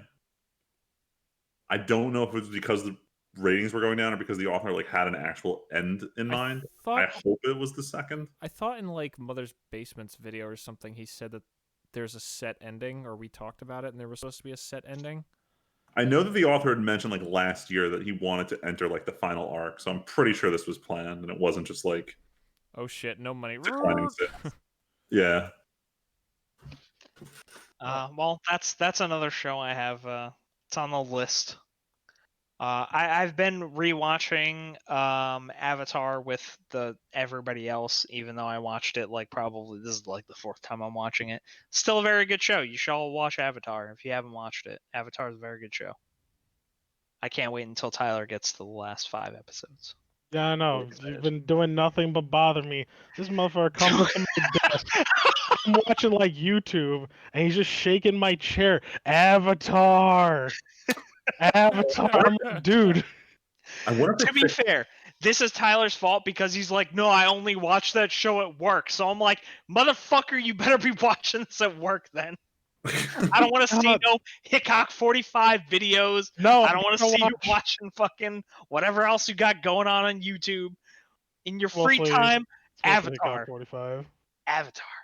Well, I can't dedicate watching the show. It's like I can keep Hickok running while like I'm doing tickets. Yeah, that's not the point. Yeah, I know it's not the point, It's sure. fine. But see, whatever. I do that. I did that once this week, I Wait, think. Or If we what- come in what? 10 seconds, we'll be under 2 hours. Fine. It's too late. Yeah, I like how we just paused after No, you it's said, "All fine. right, we have 10 seconds." Yeah, we all All right, froze in well, terror. you know, It's too late. We it's missed fine. it. Whatever. I'm big you fan can of my fucking expert eat it. Tyler. No, it's you fine, it's know, fine, we took it gonna down. talk Yeah, to you me, you know, it's fucking, whatever, man. 2 hours, 1 minute. Okay, here we go. Yeah, Yeah, whatever. all right. So aside from like Avatar and all that shit and whatever, yada yada yada. The only we've been watching Hunter x Hunter. Oh, As part of yeah, our that's anime right. group. We We have picked been watching that Hunter x up. Hunter. Hunter x Hunter is a pretty cool show. I like it so far. What part are you up to? We The tournament arc. yeah, we're in the Being more tournament. specific. We're in I the know. cube, the tower cube tournament. Cool. All right.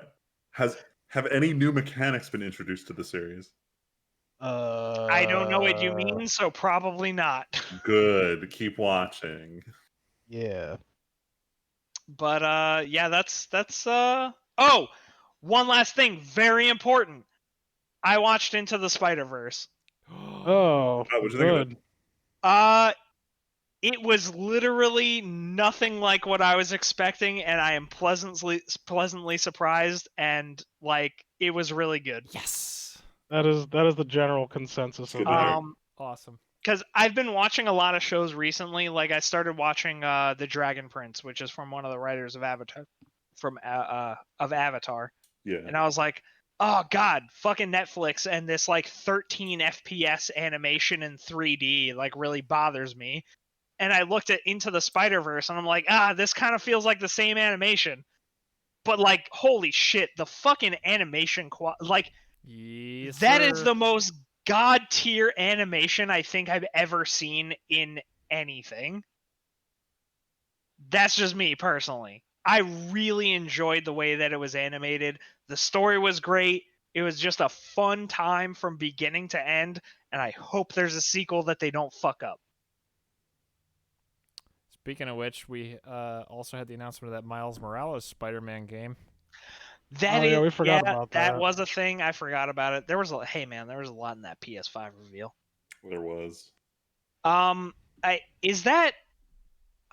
pretty sure we've confirmed that that's a standalone game now. So it's ambiguous. It's an expandalone, I think is what it is. It's both.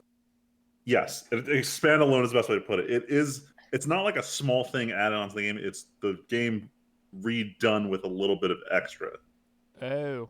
It's the Persona 5 Royal of Spider-Man. Yeah. Huh. Thought it was a fresh game. I probably would have rather had that, honestly. But I think they're probably I think they said that they were working on a sequel to the Spider-Man game. They're probably just pushing to get something out for PS5 early. Yeah. Yeah, Sony's probably like, hey, this game still looks great. Why don't you just add some royal level content and just push it out the door? Just add more guns.